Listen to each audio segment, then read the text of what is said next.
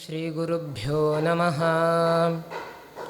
ನಾರಾಯಣಂ ಸುರಗುರುಂ ಜಗದೇಕನಾಥಂ ಭಕ್ತಪ್ರಿಯಂ ಸಕಲಲೋಕನಮಸ್ಕೃತಂ ಚ ತ್ರೈಗುಣ್ಯವರ್ಜಿತಮಜಂ ವಿಭುಮಾದ್ಯಮೀಶಂ ವಂದೇ ಭವಘ್ನಮಮರಾಸುರಸಿದ್ಧವಂದ್ಯಂ ಯೋऽन्तಃ ಪ್ರವಿಶ್ಯ ಮಮ ವಾಚಮಿಮಾಂ ಪ್ರಸುಪ್ತಾಂ ಸಂಜೀವಯತ್ಯಖಿಲಶಕ್ತಿಧರಸ್ವಧಾಮ್ನಾ ಅನ್ಯಾಂಶ್ಚ ಹಸ್ತಚರಣಶ್ರವಣತ್ವಗಾದೀನ್ ಪ್ರಾಣಾನ್ನಮೋ ಭಗವತೆ ಪುರುಷಾಯ ತುಭ್ಯಂ. ಆಚಾರ್ಯಃ ಪವನೋಸ್ಮಾಕಂ ಆಚಾರ್ಯಾಣಿ ಚ ಭಾರತೀ ದೇವೋ ನಾರಾಯಣ ಶ್ರೀಶಃ ದೇವಿ ಮಂಗಲದೇವತಾ. ಓಂ ಶ್ರೀ ಗುರುಭ್ಯೋ ನಮಃ.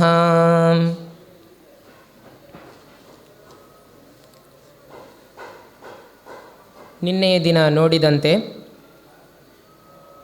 ಆ ರುಕ್ಮಿಣಿಯ ಅಪಹರಣದ ಸಂದರ್ಭದಲ್ಲಿ ರುಕ್ಮಿಯ ಸೈನ್ಯಕ್ಕೂ ಮತ್ತು ಪರಮಾತ್ಮನ ಸೈನ್ಯಕ್ಕೂ ನಡೆದಂತಹ ಯುದ್ಧವನ್ನು ಒಂದು ವಿವಾಹ ವೇದಿಕೆಗೆ, ವಿವಾಹದ ಸಂಭ್ರಮಗಳಿಗೆ ಹೋಲಿಸಿ ರಾಜರು ವರ್ಣನೆ ಮಾಡ್ತಾರೆ. ಹುತ್ವಾ ಶತ್ರು ಸಮೂಹ ಮುನ್ಮುಖ ಶಿಖ ಸ್ವೀಯ ಪ್ರತಾಪಾನಲೆ ಕೃತ್ವಾ ರಕ್ತ ರಸಾರ್ದ್ರತಾಮಪಿ ಶರಭ್ರಾಜಧೃತಿಶ್ರೇಣಿಭಿಃ ಸ್ವಸ್ಥ ಪ್ರೇಷಿತ ಪುಷ್ಪಲಾಜ ನಿಕರಾಕೀರ್ಣಃ ಕ್ಷಿತೀಶಾರ್ಪಿತೈರ್ವಿತ್ತೈಸ್ತತ್ಸಮಯೋಚಿತೈಃ ಸಹ ನಿಜಾಂ ನಿನ್ಯೇ ನಿಸರ್ಗಪ್ರಿಯಾಂ ಅಂತ. ಅಂದರೆ ವಿವಾಹದಲ್ಲಿ ಅಗ್ನಿಕುಂಡವನ್ನು ತಂದಿಟ್ಟು ಅದರಲ್ಲಿ ಅಗ್ನಿಯನ್ನು ಸ್ಥಾಪನೆ ಮಾಡಿ, ಅಗ್ನಿ ಪ್ರತಿಷ್ಠಾಪನೆ ಮಾಡಿ, ಅದರಲ್ಲಿ ಸಮಿತ್ತುಗಳನ್ನು ಹಾಕಿ ವಿವಾಹದ ಮಂತ್ರಗಳನ್ನು ಹೇಳಿ ಹೋಮ ಮಾಡಿ, ಆಮೇಲೆ ಲಾಜದಿಂದ ವರವಧು ಇಬ್ಬರೂ ಪರಸ್ಪರ ಅವರ ಮೇಲೆ ಲಾಜದ ಸೇಚನೆಯನ್ನು, ಅಂದರೆ ಲಾಜವನ್ನು ಒಬ್ಬರಿಗೊಬ್ಬರು ತಲೆ ಮೇಲೆ ಹಾಕಿಕೊಂಡು ಮಂಗಲಕರವಾಗಿ ಒಬ್ಬರಿಗೊಬ್ಬರು ಅರಿಶಿಣ ಕುಂಕುಮಾದಿಗಳನ್ನು ಹಚ್ಚಿಕೊಳ್ಳುವುದು ಸಂಪ್ರದಾಯ. ಮಂಗಲ ಕಾರ್ಯಗಳಲ್ಲಿ, ವಿವಾಹದಲ್ಲಿ ಇಂತಹ ಮಂಗಳ ಕಾರ್ಯಗಳು ಸಹಜ. ಅದೇ ವಿಷಯವನ್ನು ಮತ್ತೆ ವರನಿಗೆ ಉಡುಗೊರೆಗಳನ್ನು ಕೊಡ್ತಾರೆ. ಇದೆಲ್ಲವನ್ನು ಸೇರಿಸಿ ರಾಜರು ಹೇಳ್ತಾರೆ ಇಲ್ಲಿ, ಈ ಯುದ್ಧವೂ ಕೂಡ ಒಂದು ವಿವಾಹೋತ್ಸವದಂತೇನೆ ಅಂತ. ವಿವಾಹದಲ್ಲಿ ಏನೇನಾಗಬೇಕೋ ಅದೇ ಥರ ಇಲ್ಲೂ ಆಗಿದೆ, ಆದರೆ ಸ್ವಲ್ಪ ರೀತಿ ಬದಲಾಗಿದೆ ಅಷ್ಟೇ. ಏನಂತ ಕೇಳಿದರೆ, ಆ ರಣರಂಗ ಏನಿದೆ, ಯುದ್ಧ ಭೂಮಿ, ದೇವರ ಸೈನ್ಯಕ್ಕೂ ರುಕ್ಮಿಯ ಸೈನ್ಯಕ್ಕೂ ನಡೆದಂತಹ ಯುದ್ಧ ನಡೆದ ರಣಭೂಮಿ ಏನಿದೆ ಅದೇ ಅಗ್ನಿಕುಂಡವಾಗಿದೆ. ಅಲ್ಲಿ ಅಗ್ನಿ ಯಾವುದು ಅಂತ ಕೇಳಿದರೆ ದೇವರ ಪ್ರತಾಪವೇ ಅಗ್ನಿಯಾಗಿದೆ. ಅಂತಹ ಆ ದೇವರ ಪ್ರತಾಪಕ್ಕೆ, ದೇವರ ಪರಾಕ್ರಮವೆಂಬ ಅಗ್ನಿಯಲ್ಲಿ ಈ ರುಕ್ಮಿಯ ಸೈನ್ಯರೆಲ್ಲ ಬಂದು, ರುಕ್ಮಿಯ ಸೈನ್ಯದಲ್ಲಿರುವ ವೀರರೆಲ್ಲ ಬಂದು ಸಮಿತ್ತುಗಳ ಥರ ತಾನೇ ಬಂದು ಬಿದ್ದು ಹುತರಾಗಿದ್ದಾರೆ, ತನ್ನ ಹಸುವನ್ನು ನೀಗಿದ್ದಾರೆ. ಮತ್ತು ಅವರ ಶತ್ರುಗಳ ರಕ್ತದಿಂದ ಅಲ್ಲಿ ರಕ್ತ ಸೇಚನ ಆಗಿದೆ. ವಿವಾಹದಲ್ಲಿ ಒಬ್ಬರ ಮೇಲೆ ಒಬ್ಬರು ಕುಂಕುಮದ ನೀರನ್ನು ಸೇಚನೆ ಮಾಡಿಕೊಳ್ಳುವುದು ಇದೆ ಅಂತ ಹಾಕಿದ್ದಾರೆ. ಅದೇ ಥರ ಇಲ್ಲಿ ಕುಂಕುಮದ ಸ್ಥಾನದಲ್ಲಿ ರಕ್ತ ಇದೆ. ಆದರೆ ಏನಿದು ರಕ್ತ ಅಶುಭ ಆಯಿತಲ್ಲ ಅಂತ ಕೇಳಬಾರದು. ಶತ್ರುಗಳ ರಕ್ತ ಅಂದರೆ ದುಷ್ಟ ದಮನ ಒಳ್ಳೆಯದಕ್ಕೆ ಆಗಿದೆ. ಆದ್ದರಿಂದ ಶತ್ರುಗಳ ಆ ರಕ್ತ ಚೆಲ್ಲಿದ್ದೇನಿದೆ ಅದು ಶುಭ ಸೂಚನೆಯಂತೆಯೇ ಆಗಿದೆ, ಅದು ತಪ್ಪು ಅಂತ ಆಗುವುದಿಲ್ಲ. ಅಂದರೆ ದೇವರನ್ನು ಎದುರಿಸಿ ಯಾರ್ಯಾರೆಲ್ಲ ಬಂದರೋ ಅವರೆಲ್ಲ ಹಸು ನೀಗಿದ್ದಾರೆ. ಆದ್ದರಿಂದ ಅವರ ರಕ್ತ, ಅವರು ಸಾಯಬೇಕಂತ ದೇವರ ಸಂಕಲ್ಪ ಆಗಿದೆ, ಆದ್ದರಿಂದ ಅದು ತಪ್ಪಾಗುವುದಿಲ್ಲ. ಆ ರಕ್ತಗಳು ಕುಂಕುಮದ ಜಾಗದಲ್ಲಿ ಉಂಟು. ಹೇಗೆ ಅದನ್ನು ಮಾಡಿದ ದೇವರು ಅಂತ ಕೇಳಿದರೆ, ಶರಭ್ರಾಜಧೃತಿ ಶ್ರೇಣಿಭಿಹಿ, ತನ್ನ ಪ್ರಕಾಶಮಾನವಾದಂತಹ ಶರಗಳ ಒಂದು ಸಾಲಿನಿಂದ ಅವರ ಹಸುವನ್ನು ಕುಡಿದ, ಅಂದರೆ ಅವರ ಪ್ರಾಣವನ್ನು ಹೀರಿದ ಅಂತ. ಮತ್ತು ಸ್ವಸ್ಥ ಪ್ರೇಷಿತ ಪುಷ್ಪಲಾಜ ನಿಕರಾಕೀರ್ಣಃ ಕ್ಷಿತೀಶಾರ್ಪಿತೈಃ ವಿತ್ತೈಃ. ಸ್ವಸ್ಥ, ನಿನ್ನೆ ಹೇಳಿದಂತೆ ಸ್ವಸ್ಥ ಅಂದರೆ ಸ್ವಸ್ಥವಾಗಿ ಇರುವವರು ಅಂತ ಅರ್ಥ ಇಲ್ಲ. ಸ್ವರವ್ಯಯಂ ಸ್ವರ್ಗನಾಕಃ ಅಂತ ಅಮರಕೋಶದಲ್ಲಿ ಹೇಳ್ತಾರೆ. ಸ್ವ ಅಂತ ಹೇಳಿದರೆ ಸ್ವರ್ಗ ಅಂತ ಒಂದು ಅರ್ಥ ಉಂಟು. ಸ್ವಸ್ಥ, ಸ್ವರ್ಗದಲ್ಲಿ ಇರುವಂತಹ ದೇವತೆಗಳೆಲ್ಲ ಈ ಕೃಷ್ಣನ ಪರಾಕ್ರಮವನ್ನು ನೋಡಿ ಪುಷ್ಪವನ್ನು ಸುರಿಸ್ತಾ ಇದ್ದಾರಂತೆ. ಅದೇ ಲಾಜ ಹೋಮದಂತೆ ಆಯಿತು. ಪರಸ್ಪರ ಒಬ್ಬರಿಗೊಬ್ಬರು ಲಾಜ ಅವರ ಮೇಲೆ ಹಾಕಿಕೊಂಡಂತೆ, ತಲೆಗೆ ಹಾಕಿಕೊಂಡಂತೆ ಆಯಿತು. ದೇವರಿಗೆ ಲಾಜಾಭಿಷೇಕ ಮಾಡಿದಂತೆ ಪುಷ್ಪವೃಷ್ಟಿಯನ್ನು ಮಾಡ್ತಾ ಇದ್ದಾರೆ. ಮತ್ತು ಕ್ಷಿತೀಶಾರ್ಪಿತೈ ವಿತ್ತೈ ತತ್ಸಮಯೋಚಿತೈ ಸಹ ನಿಜಾಂ ನಿನ್ಯೆ ನಿಸರ್ಗ ಪ್ರಿಯಾಂ. ಮತ್ತು ಉಳಿದ ರಾಜಂದಿರಲ್ಲ, ಇಲ್ಲಿ ಅಸುನೀಗಿದಂತಹ ರಾಜಂದಿರ ಸಂಪತ್ತು ದೇವರಿಗೆ ಸೇರಿತು, ಅವರ ಕುದುರೆ, ರಥ, ಆನೆ ಎಲ್ಲ. ಮತ್ತು ಉಳಿದವರು ಯಾರು ಹೆದರಿ ಓಡಿ ಹೋದರೋ ಎಲ್ಲವನ್ನು ಬಿಟ್ಟು ಅದೂ ದೇವರಿಗೆ ಉಡುಗೊರೆಯಂತೆ ಆಯಿತು. ಒಟ್ಟು ಮದುವೆಯಲ್ಲಿ ಏನೇನಾಗಬೇಕೋ ಎಲ್ಲ ಇಲ್ಲಿ ಆಗಿದೆ. ಆದರೆ ಇದು ಯುದ್ಧರಂಗ, ಅದು ಮದುವೆ ಮಂಟಪ ಅಷ್ಟೇ ಆಗಿದೆ. ಎರಡನ್ನೂ ಹೋಲಿಕೆ ಮಾಡಿ ರಾಜರು ವರ್ಣನೆ ಮಾಡ್ತಾರೆ. ಆಯಿತು, ದೇವರು ಈಗ ಕರೆದುಕೊಂಡು ಹೋಗ್ತಾ ಇದ್ದಾನೆ. ರುಕ್ಮಿ ಅಟ್ಟಿಸಿಕೊಂಡು ಬರ್ತಾ ಇದ್ದಾನೆ, ರುಕ್ಮಿಣಿಯ ಅಣ್ಣ. ಹೇಗೆ ಅಂತ ಹೇಳಿದರೆ, ತಥೋ ರಥಾದವಪ್ಲುತ್ಯ ಖಡ್ಗಪಾಣಿರ್ಜಿಘಾಂಸಯ ಕೃಷ್ಣಮಭ್ಯದ್ರವತ್ಕ್ರುದ್ಧ ಪತಂಗ ಇವ ಪಾವಕಂ. ಹೇಗೆ ಬೆಂಕಿಯನ್ನು, ಅಂದರೆ ಬೆಳಕನ್ನು, ಅಂದರೆ ಬೆಂಕಿಯೇ. ಸಾಧಾರಣವಾಗಿ ನಮ್ಮ ಸಾಮಾನ್ಯವಾದಂತಹ ಈ ದೀಪಗಳೇನಿದೆ, ನೈಟ್ ಲ್ಯಾಂಪ್ ಅಂತ ಹೇಳ್ತೀವಲ್ಲ, ಅದು ಈ ಟ್ಯೂಬ್ಲೈಟಿಗೆಲ್ಲ ಆ ಹುಳ ಬಂದರೂ ಸಾಯುವುದಿಲ್ಲ, ಮಿಂಚಿನ ಹುಳ. ಹಳೆಯ ಕಾಲದಲ್ಲಿ ಬೆಳಕಂದರೆ ದೀಪ ಹಚ್ಚುವುದೇ ಬೆಳಕು. ಮನೆಯಲ್ಲಿ ಲಕ್ಷ್ಮೀಕರವಾಗಿ ದೀಪವನ್ನೇ ಹಚ್ತಾ ಇದ್ದರು. ಹಳೆಯ ಕಾಲಗಳಲ್ಲಿ ಟ್ಯೂಬ್ಲೈಟ್ ಎಲ್ಲ ಯಾವುದೂ ಇರಲಿಲ್ಲ. ಅಂತಹ ಆ ಅಗ್ನಿಯನ್ನು ನೋಡಿದರೆ, ಬೆಳಕನ್ನು ನೋಡಿದರೆ, ಮಿಂಚು ಹುಳ ಹೇಗೆ ಹಾರಿ ಬಂದು ತಾನೇ ಬೆಂಕಿಯಲ್ಲಿ ಬಿದ್ದು ಸಾಯ್ತಾ ಇತ್ತೋ, ಅದೇ ಥರ ಕೃಷ್ಣ ಎಂಬ ಬೆಂಕಿಯ ಹತ್ತಿರ ಈ ಮಿಂಚಿನ ಹುಳದಂತೆ ಇರುವಂತಹ ರುಕ್ಮಿ ತನ್ನ ರಥದಿಂದ ಜಿಗಿದು ಕೈಯಲ್ಲಿ ಖಡ್ಗವನ್ನು ತೆಗೆದುಕೊಂಡು ಓಡೋಡಿ ಬಂದನಂತೆ. ಪಾಪ ಅವನಿಗೆ ಗೊತ್ತಾಗಲಿಲ್ಲ, ಗೋವಿಂದನನ್ನು ಗೋವಿಂದ ಮಾಡಲಿಕ್ಕೆ ಆಗುವುದಿಲ್ಲ ಅಂತ. ಬಂದ ಅಂದರೆ ಇವನೇ ಗೋವಿಂದ ಆಗ್ತಾನೆ ಅಂತ ಅವನಿಗೆ ಗೊತ್ತಾಗಲಿಲ್ಲ. ಬಂದಿದ್ದಾನೆ, ಓಡಿ ಬಂದಿದ್ದಾನೆ. ಅಂತಹ ರುಕ್ಮಿಯ ಎಲ್ಲ ವಿಧವಾದಂತಹ ಶಸ್ತ್ರಗಳನ್ನು ದೇವರು ಛೇದನ ಮಾಡಿದ್ದಾನೆ. ಕೊನೆಗೆ ಅವನನ್ನು ಸಾಯಿಸಬೇಕಂತ ದೇವರು ಖಡ್ಗವನ್ನು ಎತ್ತಿದಾಗ ರುಕ್ಮಿಣೀ ದೇವಿ ದೇವರ ಪಾದಕ್ಕೆ ಬಿದ್ದು ಯಾಚನೆ ಮಾಡ್ತಾಳಂತೆ. ನಮ್ಮ ಮದುವೆ, ಮಂಗಲಕರವಾದಂತಹ ನಮ್ಮ ಮದುವೆ ಜರುಗಲಿದೆ. ಇಂತಹ ಸಮಯದಲ್ಲಿ ನನ್ನದೇ ಆದಂತಹ ತಂದೆಯ ಮನೆಯಲ್ಲಿ ಒಂದು ದುಃಖದ ಸಮಾಚಾರ ಆಗುವುದು ಬೇಡ. ಅಂದರೆ ನನ್ನ ತಂದೆ ಯಾರು ಭೀಷ್ಮಕ ರಾಜ ಇದ್ದಾನೆ, ಅವನ ಮನೆಯಲ್ಲಿ, ಅಂದರೆ ನನ್ನದೇ ಸ್ವಂತ ಅಣ್ಣ ಇವನನ್ನು ಈಗ ಸಾಯಿಸಿದರೆ ಅದು ತಪ್ಪಾಗುತ್ತೆ, ಬೇಡ, ದಯಮಾಡಿ ಅವನನ್ನು ಬಿಟ್ಟು ಬಿಡಿ ನೀವು ಅಂತ ಪ್ರಾರ್ಥನೆ ಮಾಡ್ತಾಳೆ ದೇವರ ಹತ್ತಿರ ರುಕ್ಮಿಣೀ ದೇವಿ. ದೃಷ್ಟ್ವಾ ಭ್ರಾತೃವಧೋದ್ಯೋಗಂ ರುಕ್ಮಿಣೀ ಭಯವಿಹ್ವಲ ಪತಿತ್ವಾ ಪಾದಯೋರ್ಭರ್ತು ಉವಾಚ ಕರುಣಂ ಸತಿ. ಯೋಗೇಶ್ವರ ಪ್ರಮೇಯಾತ್ಮನ್ ದೇವದೇವ ಜಗತ್ಪತೆ ಹಂತುಂ ನಾರ್ಹಸಿ ಕಲ್ಯಾಣ ಭ್ರಾತರಮ್ಮೆ ಮಹಾಭುಜ. ಹೇ ಕಲ್ಯಾಣ, ಹೇ ಮಂಗಲ ಸ್ವರೂಪನೇ, ಹೇ ಸ್ವಾಮಿ, ದಯಮಾಡಿ ನನ್ನ ಅಣ್ಣನನ್ನು ನೀನು ಕೊಲ್ಲಬೇಡ, ಇದು ಸಮಯವಲ್ಲ, ಬೇಡ ಅಂತ ದೇವಿ ತಡೆಯುತ್ತಾಳೆ. ಆಯಿತು ಅಂಥೇಳಿ ದೇವಿಯ ಪ್ರಾರ್ಥನೆಗೆ ಕಿವಿ ಕೊಟ್ಟಂತಹ ಪರಮಾತ್ಮ ಏನು ಮಾಡಿದ ಅಂತ ಕೇಳಿದರೆ, ಕೊನೆಗೆ ಚೈಲೇನ ಬದ್ಧ್ವಾ ತಮಸಾಧುಕಾರಿಣಂ ಸಶ್ಮಶ್ರುಕೇಶಂ ಪ್ರವಪನ್ವ್ಯರೂಪಯತ್ ತಾವನ್ಮಮರ್ದುಃ ಪರಸೈನ್ಯಮದ್ಭುತಂ ಯದು ಪ್ರವೀರ ನಲಿನೀಂ ಯಥಾ ಗಜಾಃ. ಆಯಿತು, ಆದರೆ ಇವನು ರುಕ್ಮಿಣೀ ದೇವಿಯನ್ನು ಶಿಶುಪಾಲನಿಗೆ ಮದುವೆ ಮಾಡಿ ಇಡಬೇಕಂತ, ಅಂದರೆ ಶಿಶುಪಾಲನಂತೆ ಇರುವಂತಹ ದುಷ್ಟನಿಗೆ ಮದುವೆ ಮಾಡಿ ಕೊಡಬೇಕಂತ ಯೋಚನೆ ಮಾಡಿದವನು ಇವನಿಗೆ ಶಿಕ್ಷೆ ಕೊಡಲೇಬೇಕು. ಅದೂ ಅಲ್ಲದೆ ನನ್ನನ್ನೇ ಅಟ್ಟಿಸಿಕೊಂಡು ಬಂದಿದ್ದಾನೆ, ಇವನು ಶಿಕ್ಷೆಗೆ ಅರ್ಹನಾಗಿದ್ದಾನೆ, ಇವನಿಗೆ ಏನಾದರೂ ಶಿಕ್ಷೆ ಕೊಡಲೇಬೇಕು ಅಂತ ಯೋಚನೆ ಮಾಡಿ ಅವನ ಕೇಶವನ್ನು ವಪನ ಮಾಡಿದ, ಅಂದರೆ ಅವನನ್ನು ಮುಂಡನ ಮಾಡಿದ. ಅವನ ತಲೆಯನ್ನು ಹಿಡಿದು ಅವನ ಕೇಶಗಳನ್ನೆಲ್ಲ ಬೋಳಿಸಿದ ದೇವರು. ಅದು ಏಕೆ ಮಾಡಿದ ಅಂತ ರಾಜರು ತುಂಬ ರೋಚಕವಾಗಿ ಹೇಳ್ತಾರೆ. ಅಷ್ಟೇ ಅಲ್ಲ, ರುಗ್ಮೀ ಸ ರುಗ್ಮೀವ ಯದಾ ವಿರೋಧಂ ಚಕ್ರೇ ತದಾ ಚಕ್ರಧರಶ್ಚ ರೌಗ್ಮಂ ಛಿತ್ವಾ ಧನುಸ್ತಸ್ಯ ಮುಹುರ್ಭವಿಷ್ಯದುದ್ಯೋಗಮುತ್ಥಾಪಯತಿ ಸ್ಮ ದೇವಃ. ರುಗ್ಮಿಯ ಕೈಯಲ್ಲಿ ರೌಗ್ಮಂ ಧನುಹು, ಸುವರ್ಣ ಖಚಿತವಾದಂತಹ ಧನುಸ್ಸಿತ್ತು. ಅವನು ಅದರಿಂದ ಬಾಣಗಳನ್ನು ಬಿಡ್ತಾನೇ ಇದ್ದಾನೆ ದೇವರ ಮೇಲೆ. ಇವನ ಎಲ್ಲ ಬಾಣಗಳನ್ನು ದೇವರು ಛೇದನಗೊಳಿಸಿದ, ಆ ಎಲ್ಲವನ್ನೂ ವಿಫಲಗೊಳಿಸಿ ಕೊನೆಗೆ ಅವನ ಧನುಸ್ಸನ್ನು ಮುರಿದ ದೇವರು.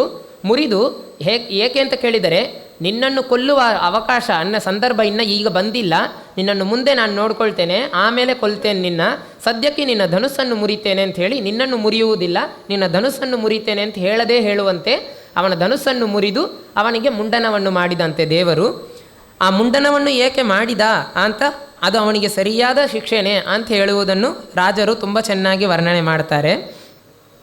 ಏನಂತ ಕೇಳಿದರೆ, ಅಚೀಕ್ಲೃಪನ್ ಮುಂಡಿತ ಮೂರ್ಧಜಂ ತಂ ಶಚೀಪತಿಸ್ತುತ್ಯ ಕೃತಿರ್ಮುರಾರಿಹಿ ಉಪೇಕ್ಷ್ಯ ಯದ್ಗೇಹಮಗಾಧಿ ಲಕ್ಷ್ಮೀಸ್ತದೇತದಸ್ಯಾನುಗುಣಂ ಖಲಸ್ಯ. ಶಚೀಪತಿಸ್ತುತ್ಯ ಕೃತಿ. ಶಚೀಪತಿ ಅಂದರೆ ಇಂದ್ರದೇವರು, ಶಚಿ ಅಂದರೆ ಇಂದ್ರಾಣಿ ದೇವಿ, ಇಂದ್ರಾಣಿ ದೇವಿಯ ಪತಿಯಾದಂತಹ ಇಂದ್ರದೇವರು, ಇಂದ್ರದೇವರಿಂದ ಸ್ತುತಿಸಲ್ಪಟ್ಟಂತಹ ಆ ಪರಮಾತ್ಮ. ಅಂದರೆ ಯಾವಾಗ ಅಂತ ಕೇಳಿದರೆ, ಗೋವರ್ಧನ ಪರ್ವತವನ್ನು ಎತ್ತಿದ ಅಲ್ವಾ ದೇವರು, 1 ವಾರದಷ್ಟು ಕಾಲ ತನ್ನ ಕಿರುಬೆರಳಲ್ಲಿ ಹಿಡಿದು ನಿಂತು ವ್ರಜಭೂಮಿಯಲ್ಲಿರುವ ಎಲ್ಲರನ್ನೂ ಕಾಪಾಡಿದ. ಅಂತಹ ಆ ಸಮಯದಲ್ಲಿ ಗರ್ವಕ್ಕೆ ಒಳಗಾಗಿದಂತಹ ಇಂದ್ರ ಸ್ವಯಂ ಕೃಷ್ಣನ ಜೊತೆಗೆ ನಾನು ಹೋರಾಡ್ತಾ ಇದ್ದೇನೆ ಅಂತ ಗೊತ್ತಾಗದೆ 1 ವಾರ ಸತತವಾಗಿ ಮುಸಲಾಕಾರವಾಗಿ ಮಳೆಯನ್ನು ಸುರಿಸಿದ. ಕೊನೆಗೆ ಅವನ ಅಜ್ಞಾನ ಪರಿಹಾರವಾಯಿತು ದೇವರ ಅನುಗ್ರಹದಿಂದ. ಕೊನೆಗೆ ಅದೇ ದೇವರ ಕಾಲಿಗೆ ಬಂದು ಬಿದ್ದು ಅವನನ್ನು ಸ್ತುತಿ ಮಾಡಿದ. ಗೋವಿಂದ ಅಂತ ಹೆಸರಾಯಿತು. ಗೋ ಅಂದರೆ ಸಂಸ್ಕೃತದಲ್ಲಿ ಸುಮಾರು ಅರ್ಥ ಉಂಟು. ಪರ್ವತ ಅಂತಲೂ ಅರ್ಥ ಉಂಟು, ವೇದಗಳ ಸಮೂಹ ಅಂತಲೂ ಅರ್ಥ ಉಂಟು. ಗೋ ಅಂದರೆ ಆಕಳು, ಹಸುಗಳು, ಅವುಗಳಿಗೂ ಗೋ ಅಂತ ಅರ್ಥ ಉಂಟು. ಮತ್ತು ಗೋ ಅಂದರೆ ಮಾತು, ಎಲ್ಲವನ್ನೂ ಕಾಪಾಡುವವನು ದೇವರು. ಮಾತುಗಳ ಎಲ್ಲರೂ ಅಂದರೆ ಮಾತಿಗೆ ಲಕ್ಷ್ಮೀದೇವಿ, ಭಾರತೀ ದೇವಿ, ಗರುಡ ಶೇಷರೆಲ್ಲ ಅಭಿಮಾನಿಗಳು ಅಂತ ಹೇಳ್ತೀವಿ. ಆದರೆ ಎಲ್ಲರಿಗಿಂತ ಮೂಲ ಅಭಿಮಾನಿ ಅಂತ ನೋಡಿದರೆ, ಅದಕ್ಕೆ ಮುಖ್ಯ ಕಾರಣ ಅಂತ ನೋಡಿದರೆ ದೇವರು. ದೇವರು ಮನಸ್ಸಿಟ್ಟಿಲ್ಲ ಅಂದರೆ ನಮಗೆ ಯಾವ ಒಂದು ಶಬ್ದವೂ ಒಳಗಿಂದ ಬರುವುದಿಲ್ಲ. ಅದನ್ನೇ ಧ್ರುವರಾಜರು ಭಾಗವತದಲ್ಲಿ ಸ್ತುತಿ ಮಾಡುವಾಗ ಮಾಡ್ತಾರೆ. ಧ್ರುವರಾಜರು ತಪಸ್ಸು ಮಾಡಿ ದೇವರು ಕಣ್ಣು ಮುಂದೆ ಬಂದು ನಿಂತಾಗ ಅವರಿಗೆ ಮಾತು ಬಂದಿಲ್ಲ. ಮಾತು ಬರದೆ ಇದ್ದಾಗ ದೇವರು ತನ್ನ ಪಾಂಚಜನ್ಯ ಶಂಖವನ್ನು ತೆಗೆದು ಅವರ ಕೆನ್ನೆಗೆ ಹೀಗೆ ತಾಕಿಸ್ತಾನೆ. ಶಂಖ ಲಕ್ಷ್ಮಿಯ ಪ್ರತೀಕ. ಲಕ್ಷ್ಮಿ ವಾಗಭಿಮಾನಿನಿ, ವಾಗಂಬೃಣಿ ಅಂತಲೇ ಹೆಸರು ಲಕ್ಷ್ಮೀದೇವಿಗೆ.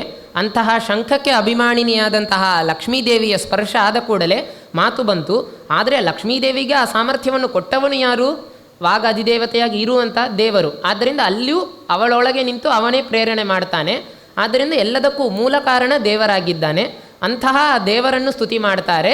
ಯೋಂತಃ ಪ್ರವಿಶ್ಯ ಮಮವಾಚ ಮಿಮಾಂ ಪ್ರಸುಪ್ತಾಂ ಸಂಜೀವಯತ್ಯಖಿಲ ಶಕ್ತಿಧರ ಸ್ವಧಾಮ್ನ ಅನ್ಯಾಂಶ್ಚ ಹಸ್ತಚರಣ ಶ್ರವಣತ್ವಗಾದೀನ್ ಪ್ರಾಣಾನ್ ನಮೋ ಭಗವತೆ ಪುರುಷಾಯ ತುಭ್ಯಂ.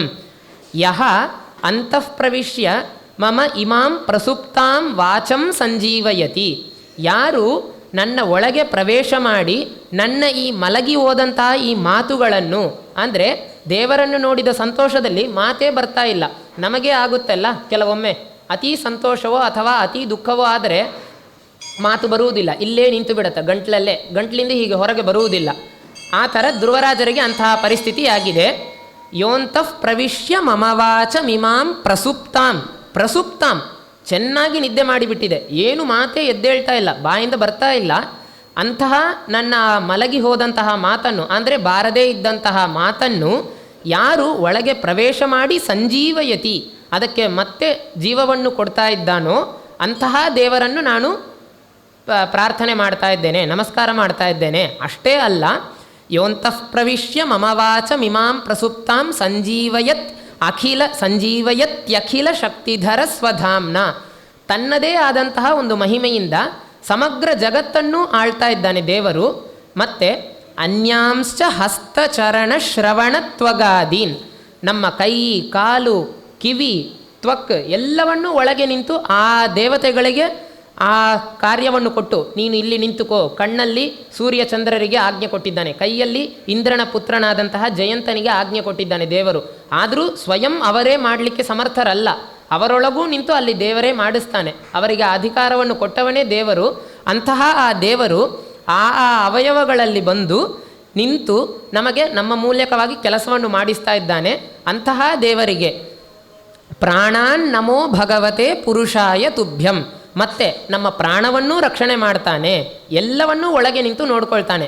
ಹೌದು ನೋಡಿ, ಕೈ ಹೋದರೆ ಬರೀ ಪಾಪ ಅವನಿಗೆ ಕೈ ಹೋಯಿತು ಅಂತ ಹೇಳ್ತಾರೆ, ಕಾಲು ಹೋದರೆ ಅಯ್ಯೋ ಪಾಪ ಅವನಿಗೆ ಕಾಲಿಲ್ಲ ಅಷ್ಟೇ ಹೇಳ್ತಾರೆ. ಆದರೆ ಪ್ರಾಣ ಹೋದರೆ ಮುಗೀತು. ದೇವರು ಮತ್ತು ಮುಖ್ಯ ಪ್ರಾಣದೇವರು ಹಾರಿ ಹೋದರಂದರೆ ಮೈಯಿಂದ ನಮ್ಮ ಕೆಲಸ ಮುಗೀತು, ಯಾರೂ ನಮಗೆ ಮರ್ಯಾದೆ ಕೊಡುವುದಿಲ್ಲ. ಹಾಗೆ ಪ್ರಾಣಾನ್ ನಮೋ ಭಗವತೆ ಪುರುಷಾಯ ತುಭ್ಯಂ, ಈ ಥರ ಎಲ್ಲ ವಿಧವಾದ ರೀತಿಯಲ್ಲೂ ನಮಗೆ ಸಹಾಯವನ್ನು ಮಾಡುವಂತಹ ಹೇ ಪರಮಾತ್ಮ ನಿನಗೆ ನಮನಗಳು ಅಂತ ಧ್ರುವರಾಜರು ಸ್ತುತಿ ಮಾಡ್ತಾರೆ. ಆ ಥರ ಇಲ್ಲಿ ಹಾಗೆ ಗೋ ಯಾಕೆ ಹೇಳಕ್ಕೆ ಬಂದಿದ್ದು, ಗೋ ಅಂದರೆ ಶಬ್ದಗಳು ಅಂತಲೂ ಒಂದು ಅರ್ಥ ಉಂಟು. ಹಸುಗಳು ಎಲ್ಲವನ್ನೂ ಕಾಪಾಡಿದವನು, ಹಸುಗಳನ್ನು ಕಾದ ಗೋಪಾಲ ಅಂತ ಅನಿಸಿಕೊಂಡ ದೇವರು. ಗೋವಿಂದ ಗೋಪಾಲ ಅಂತೆಲ್ಲ ಅನಿಸಿಕೊಂಡ. ನಾವು ದಿನ ರಥ ಎಳೆಯುವಾಗ ಹೇಳ್ತೀವಿ ಗೋವಿಂದ ಗೋಪಾಲ ಅಂತ ಹೇಳ್ತೀವಿ. ಹಸುಗಳನ್ನು ಕಾದವನು. ಮತ್ತು ಗೋ ಅಂದರೆ ವೇದಗಳ ಸಮೂಹ, ವೇದಗಳನ್ನು ಕಾಪಾಡಿದವನು. ವೇದಗಳನ್ನು ಒಮ್ಮೆ ಅಸುರರೆಲ್ಲ ಕದ್ದುಕೊಂಡು ಹೋಗ್ತಾರೆ, ಅಂತಹ ಆ ವೇದಗಳನ್ನು ಮತ್ತೆ ಕಾಪಾಡಿ ತಂದು ಬ್ರಹ್ಮದೇವರ ಕೈಯಲ್ಲಿ ಕೊಟ್ಟವನು ನಮ್ಮ ನಾರಾಯಣ. ಆದ್ದರಿಂದ ದೇವರಿಗೆ ಗೋವಿಂದ ಅಂತ. ಮತ್ತು ಗೋ ಅಂದರೆ ಪರ್ವತ. ಹೇಳಿದಂತೆ ಗೋವರ್ಧನ ಪರ್ವತವನ್ನು ತುಂಬ ಸಾಮಾನ್ಯವಾಗಿ ಏನು ಕಷ್ಟವೇ ಇಲ್ಲದೆ ಸಾಧಾರಣವಾಗಿ ತನ್ನ ಕಿರುಬೆರಳಲ್ಲಿ ಏನು 5 ಬೆಟ್ಟನ್ನು ಸೇರಿಸಿ ಹೀಗೆ 5 ಬೆರಳನ್ನು ಸೇರಿಸಿ ಹೀಗೆ ಎತ್ತಲಿಲ್ಲ ದೇವರು, ಹೀಗೆ ಕಿರುಬೆರಳಲ್ಲಿ ಎತ್ತಿದ್ದಾನೆ. ಎತ್ತಿ 1 ವಾರದಷ್ಟು ಕಾಲ ನಿಂತಿದ್ದಾನೆ ಅಷ್ಟೇ. ಕೆಲವರು ಹೇಳುವುದುಂಟು, ಅಲ್ಲಿ ಏನು ಒಂದು ವಿನೋದ ಏನಂತ ಕೇಳಿದರೆ, ಎಲ್ಲಿ ದೇವರು ಬಿಟ್ಟು ಬಿಡ್ತಾನೋ ಈ 1 ವಾರ ಹಿಡಿಯೋಕ್ಕಾಗದೆ ಅಂತ ಹೇಳಿ ಕೆಲವರು ಗೋಪಾಲಕರೆಲ್ಲ ಏನು ಮಾಡಿದರಂತೆ, ಅವರ ಕೈಯಲ್ಲಿರುವಂಥ ಕೋಲನ್ನು ಆ ಪರ್ವತಕ್ಕೆ ತಾಕಿಸಿಕೊಂಡು ನಿಂತರಂತೆ. ಒಂದು ವೇಳೆ ದೇವರ ಕೈ ಬಿಟ್ಟರೆ ಏನು ಮಾಡೋದು, ಈ ಪರ್ವತ ನಮ್ಮ ಮೇಲೆ ಬಿದ್ದರೆ ಏನು ಮಾಡೋದು ಅಂತ. ಅಂದರೆ ಅಜ್ಞಾನ, ಒಂದು ವಿಧದಲ್ಲಿ ಪ್ರೀತಿಯೂ ಸಹ, ಅವರ ಪ್ರಾಣದ ಮೇಲೆ ಇರುವಂತಹ ಒಂದು ಪ್ರೀತಿ. ಮತ್ತು ಒಂದು ವೇಳೆ ದೇವರು ಪಾಪ ಚಿಕ್ಕ ಹುಡುಗ ಅಂತ, ದೇವರು ಅಂತ ಅವರಿಗೆ ಗೊತ್ತಿರಲಿಲ್ಲ, ಎಲ್ಲರನ್ನೂ ಕಾಪಾಡುವಂತಹ ನಾರಾಯಣ ಅಂತ ಅವರಿಗೆ ಗೊತ್ತಿರಲಿಲ್ಲ. ಆದರೂ ಕೃಷ್ಣನ ಮೇಲೆ ಅಪಾರವಾದ ಪ್ರೀತಿ. ಒಂದು ವೇಳೆ ಬಿಟ್ಟು ಬಿಟ್ಟರೆ ಏನು ಮಾಡೋದು, ಪಾಪ ಚಿಕ್ಕ ಹುಡುಗ ಎಷ್ಟು ದಿನ ಹಿಡ್ಕೊಳ್ತಾನೆ ಅಂಥೇಳಿ ಅವರು ತನ್ನ ಕೋಲನ್ನು ಹೀಗೆ ಅದಕ್ಕೆ ತಾಕಿಸಿ ಬೀಳದೇ ಇರುವಂತೆ ನಿಂತುಕೊಂಡ್ರಂತೆ. ವಿನೋದವಾಗಿ ಹೇಳುವುದುಂಟು. ಆ ಥರ ಗೋವಿಂದ ಶಚೀಪತಿ ಸ್ತುತ್ಯ ಕೃತಿ ಮುರಾರಿಹಿ, ಅಂತಹ ಆ ಗೋವರ್ಧನ ಪರ್ವತವನ್ನು ಎತ್ತಿದ ಸಂದರ್ಭದಲ್ಲಿ ಇಂದ್ರನಿಂದ ಸ್ತುತಿಸಲ್ಪಟ್ಟಂತಹ ಆ ಪರಮಾತ್ಮ ಅಚೀಕ್ಲಪನ್ ಮುಂಡಿತ ಮೂರ್ಧಜಂ ತಂ ಅಂತ ಆ ರುಗ್ಮಿಯನ್ನು ಹಿಡಿದು ಅವನ ಕೇಶವನ್ನು ವಪನ ಮಾಡಿದ, ಅವನನ್ನು ಮುಂಡನಗೊಳಿಸಿದ, ಅವನ ತಲೆಯನ್ನು ಮುಂಡನಗೊಳಿಸಿದ. ಏಕೆ ಅಂತ ಕೇಳಿದರೆ, ಉಪೇಕ್ಷ್ಯ ಯದ್ಗೇಹಮಗಾದ್ಧಿಲಕ್ಷ್ಮೀ ತದೇತದಸ್ಯಾನುಗುಣಂ ಖಲಸ್ಯ. ಸಾಧಾರಣವಾಗಿ ನಾವು ಜಗತ್ತಲ್ಲಿ ಹೇಳುವುದುಂಟು, ಹಣಕಾಸೆಲ್ಲ ಬಂದು ಕದ್ದುಕೊಂಡು ಹೋದರೆ, ಕಳ್ಳರೇನಾದ್ರು ಮನೆಗೆ ಬಂದು ಕದ್ದುಕೊಂಡು ಹೋದರೆ, ಹಣಕಾಸು ಏನು, ಲಕ್ಷ್ಮಿಯ ಪ್ರತೀಕ, ಸಂಪತ್ತಿನ ಅಧಿದೇವತೆ ಲಕ್ಷ್ಮಿ. ಹಣಕಾಸೆಲ್ಲ ಬಂದು ಕಳ್ಳರು ಕದ್ದುಕೊಂಡು ಹೋದರೆ ಏನು ಹೇಳ್ತೀವಿ, ಹೋಯಿತು ಎಲ್ಲ, ಇನ್ನು ಮುಂದೆ ನಾನು ಬೋಳಿಸ್ಕೊಂಡು ಕೂಡಬೇಕಷ್ಟೇ ಅಂತ ಹೇಳ್ತೀವಿ ನಾವು ಅಲ್ವಾ. ತಲೆ ಮುಂಡನ ಮಾಡ್ಕೊಂಡು ಕೂಡಬೇಕಷ್ಟೇ, ಎಲ್ಲ ಹೋಯಿತು ಕದ್ದುಕೊಂಡು ಹೋದ ಅಂತ. ಅದೇ ಥರ ಇಲ್ಲಿ ಸ್ವಯಂ ಇಲ್ಲಿ ಧನಕ್ಕೆ ಅಂದರೆ ಲಕ್ಷ್ಮಿಯ ಸ್ವರೂಪವಾದಂತಹ ಸಂಪತ್ತು ನಮ್ಮ ಮನೆಯಿಂದ ಕಳೆದು ಹೋದ್ರೇ ನಾವು ಈ ಮಾತನಾಡ್ತೇವೆ. ಹೋಯಿತು ಎಲ್ಲ, ತಲೆ ಬೋಳಿಸ್ಬಿಟ್ಟು ಹೋದ ಕಳ್ಳ ಬಂದು, ಎಲ್ಲ ನಮ್ಮ ತಲೆನೇ ಬೋಳಿಸ್ಬಿಟ್ಟು ಹೋದ, ಹೋಯಿತು ಇನ್ನು ಮುಂದೆ ಏನಿಲ್ಲ, ಮುಂಡನ ಮಾಡ್ಕೊಂಡು ಕೂಡಬೇಕು ನಾನು ಅಷ್ಟೇ ಅಂತ. ಅಂಥದ್ರಲ್ಲಿ ಸ್ವಯಂ ಲಕ್ಷ್ಮೀದೇವಿಯೇ ಇವನಿಗೆ ತಂಗಿಯಾಗಿ ಬಂದಿದ್ದಾಳೆ, ಅವಳೇ ದೇವರ ಹತ್ತಿರ ಹೋಗ್ಬಿಟ್ಲು. ಆದ್ದರಿಂದ ತನ್ನ ಮನೆಯಿಂದ ಸಂಪತ್ತು ಹೋಯಿತು, ಸಂಪತ್ತಿನ ಅಧಿದೇವತೆಯಾದಂತಹ ಲಕ್ಷ್ಮಿ ಹೋದಳು, ಆದ್ದರಿಂದ ಇವನಿಗೆ ಮುಂಡನ ಮಾಡುವುದು ಸರಿಯೇ ಅಂತ ರಾಜರು ಹೇಳ್ತಾರೆ. ಇವನಿಗೆ ಮುಂಡನ ಮಾಡಿದ್ದು ಸರಿಯಾದ ಶಿಕ್ಷೆಯೇ, ಇವನಿಗೆ ತಲೆಯೇ ಕತ್ತರಿಸಿರಬೇಕು. ಆದರೆ ಮಡದಿಯಾದಂತಹ ಲಕ್ಷ್ಮೀದೇವಿ ಕಾಲಿಗೆ ಬಿದ್ದು ಕೇಳಿದ್ದರಿಂದ ಆಯಿತು, ನನ್ನ ಅಣ್ಣನನ್ನು ಸಾಯಿಸಬೇಡ, ಇನ್ನು ಮಂಗಲ ಕಾರ್ಯಗಳು ಮುಂದೆ ಆಗಲಿಕ್ಕಿದೆ ಅಂತ ಕೇಳಿಕೊಂಡದ್ರಿಂದ ಆಯಿತು ಅಂತ ದೇವರು ಕರುಣೆಯನ್ನು ತೋರಿಸಿ, ನಾನು ಮುಂದೆ ನಿನ್ನನ್ನು ನೋಡ್ಕೊಳ್ತೇನೆ, ಮುಂದೆ ಆಮೇಲೆ ನಿನ್ನನ್ನು ನಾನು ಸಂಹಾರ ಮಾಡ್ತೇನೆ, ಈಗಿಲ್ಲ ಅಂತ ಹೇಳಿ ಅವನ ಧನುಸ್ಸನ್ನು ಮುರಿದು ಅವನ ತಲೆಯನ್ನು ಮುಂಡನ ಮಾಡಿದ ಅಂತ ರಾಜರು ಹೇಳ್ತಾರೆ. ಆಯಿತು. ಆಮೇಲೆ ರುಕ್ಮಿ ಅವಮಾನದಿಂದ ತನ್ನ ನಗರಕ್ಕೆ ಹೋಗಲಿಲ್ಲ. ಭೋಜಕಟ ಅಂತ ಹೇಳುವಂತಹ ಜಾಗದಲ್ಲೇ ತನ್ನ ಅರಮನೆಯನ್ನು ಅಂದರೆ ಒಂದು ಸ್ಥಾನವನ್ನು ಮಾಡಿಕೊಂಡು ಅಲ್ಲೇ ಇದ್ದ. ನಾನು ಆ ಕೃಷ್ಣನನ್ನು ಸೇಡು ತೀರಿಸಿಕೊಳ್ಳದೆ ಹೋಗಲ್ಲ ಅಂತ ಮತ್ತೆ ಇನ್ನಷ್ಟು ವೈರದಲ್ಲಿ ಕೂತಿದ್ದ ಅವನು.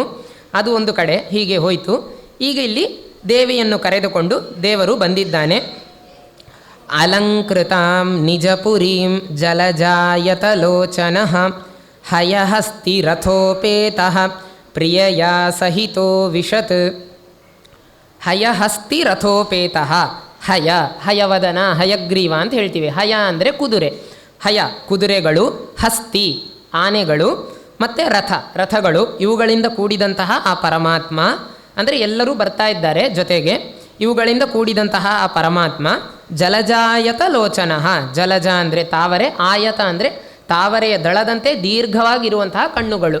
ಅಂದರೆ ಸಾಮುದ್ರಿಕ ಲಕ್ಷಣ ಪ್ರಕಾರ ಕಣ್ಣು ಇಷ್ಟೇ ಸಣ್ಣದಾಗಿ ಇರಬಾರದು, ಚೆನ್ನಾಗಿ ದೀರ್ಘವಾಗಿ ಇರಬೇಕು, ಕಮಲ ಪತ್ರದಂತೆ ಇರಬೇಕು. ಅದು ಸಾಮುದ್ರಿಕ ಲಕ್ಷಣ, ಅದು ಚಂದ ಕಣ್ಣಿಗೆ.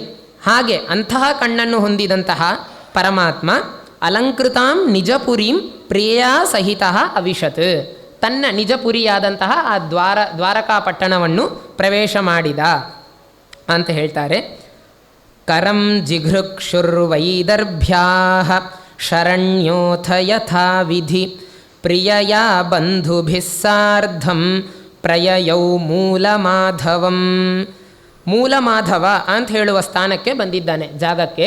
ಮೂಲಮಾಧವ ಅಂದರೆ ದ್ವಾರಕಾ ಉಪವನಂ ಪ್ರತಿ ಯಯೋ ಅಂತ ಕೊಟ್ಟಿದ್ದಾರೆ. ದ್ವಾರಕೆಯಲ್ಲಿ ಇರುವಂತಹ ಒಂದು ಉಪವನ, ಆ ಜಾಗಕ್ಕೆ ಮೂಲಮಾಧವ ಅಂತ ಹೆಸರು. ಇವತ್ತು ಅದೇ ಹೆಸರಿನಲ್ಲಿ ಇದೆ ಅಂತ ಹೇಳ್ತಾರೆ, ಹೋಗಿದ್ದಿಲ್ಲ, ಕೇಳಿದ್ದಷ್ಟೇ. ಹಾಗೆ ಇರಬಹುದು, ಎಷ್ಟೋ ಕ್ಷೇತ್ರಗಳು ಹಳೆಯ ಕಾಲದ ಅದೇ ಹೆಸರಿನಲ್ಲಿ ಉಂಟು. ಶ್ರೀರಂಗ, ದ್ವಾರಕ, ಗೋವರ್ಧನ, ಮಥುರಾ ಅದೆಲ್ಲ ಇವತ್ತು ಹಾಗೆ ಉಂಟು. ಅಯೋಧ್ಯ, ಕಾಶಿ, ಕಾಂಚಿ ಇದೆಲ್ಲ ಹಳೆಯ ಕಾಲದಿಂದಲೂ ಅದೇ ಹೆಸರಿನಲ್ಲಿ ಉಂಟು. ಮತ್ತು ಇವತ್ತಿನ ಉಜ್ಜಯಿನಿ ಅಂತ ಏನು ಹೇಳ್ತೀವಿ ಅದು ಅವಂತಿಕಾ ಅಂತ ಇತ್ತು, ಅವಂತಿಕಾ ಪಟ್ಟಣ ಅಂತ ಹೇಳ್ತಾ ಇದ್ರು. ಹೀಗೆ ಎಲ್ಲ ಹೆಚ್ಚಾಂಶ ಭಾರತದಲ್ಲಿರುವಂತಹ ಕೆಲವು ನಗರಗಳೆಲ್ಲ ಹಳೆಯ ಹೆಸರುಗಳಲ್ಲೇ ಉಂಟು. ಅದೇ ಥರ ಇದೂ ಸಹ ಮೂಲಮಾಧವ ಅಂತ ಆ ದ್ವಾರಕದ ಹತ್ತಿರನೇ ಉಂಟು ಅಂತ ಹೇಳ್ತಾರೆ ಇವತ್ತಿಗೂ. ಅಂತಹ ಮೂಲಮಾಧವ ಎಂಬ ಕ್ಷೇತ್ರಕ್ಕೆ ಬಂದಿದ್ದಾನೆ ದೇವರು. ಸರಿ, ಬಂದು ಏನಾಯಿತು ಅಂತ ಕೇಳಿದರೆ, ಅಲ್ಲಿ ಬಂದು ದೇವಿಯ ಕೈಯನ್ನು ಯಥಾವಿಧಿಯಾಗಿ ಅಂದರೆ ವಿಧಿಪೂರ್ವಕವಾಗಿ ದೇವಿಯನ್ನು ಮದುವೆ ಮಾಡಿಕೊಳ್ಳಲು. ಆದರೆ ರಾಜರು ಅದೇ ಹೇಳ್ತಾರೆ, ಪುನರ್ವಿವಾಹೇನ ಕಿಂ ಇಂದಿರಾಯಾಹ ಅಂತ ಹೇಳ್ತಾರೆ. ಇವಳಿಗೆ ಯಾಕೆ ಮತ್ತೆ ಮತ್ತೆ ಮದುವೆ ಅಂತ. ಈಗ ಹೋದ ಜನ್ಮದಲ್ಲಿ ನಾವು ಏನಾಗಿ ಹುಟ್ಟಿದ್ದೇವೋ ಗೊತ್ತಿಲ್ಲ, ಮನುಷ್ಯರಾಗೇ ಹುಟ್ಟಿದ್ದೀವಿ ಅಂತ ಇಟ್ಕೊಳ್ಳೋಣ. ನಮಗೆ ಬೇಕಂದರೆ ಹೋದ ಜನ್ಮದಲ್ಲಿ ಯಾರೋ ಒಂದು ವ್ಯಕ್ತಿಯ ಜೊತೆಗೆ ಮದುವೆ, ಮತ್ತು ಈ ಜನ್ಮದಲ್ಲಿ ಬೇರೆ ಯಾರ ಜೊತೆಗೋ. ನಾವೇನು ಜನ್ಮಾಂತರಕ್ಕೂ ಅವರ ಜೊತೆಗೇ ಸೇರುವುದಿಲ್ಲ. ಹೋದ ಜನ್ಮದಲ್ಲಿ ಯಾರೋ ನಮಗೆ ಗಂಡನಾಗಿದ್ದರು, ಹೆಂಡತಿಯಾಗಿದ್ದರು, ಮತ್ತು ಈ ಜನ್ಮದಲ್ಲಿ ಯಾರೋ ಆಗ್ಲಿಕ್ಕೆ ಹೋಗ್ತಾರೆ.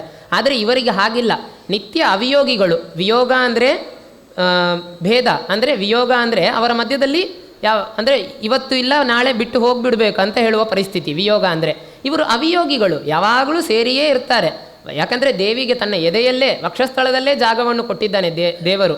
ವಾಸ್ತವಿಕವಾಗಿ ದೇವಿ ಏನೋ ಬಿಟ್ಟು ಹೋದಂತೆ ಮಾಡಿದಳು. ಈ ವೆಂಕಟೇಶ ಮಹಾತ್ಮ್ಯದಲ್ಲೆಲ್ಲ ನೋಡ್ತೀವಿ, ಲಕ್ಷ್ಮೀದೇವಿ ವೈಕುಂಠವನ್ನು ಬಿಟ್ಟು ಹೋದಳು ಅಂತ.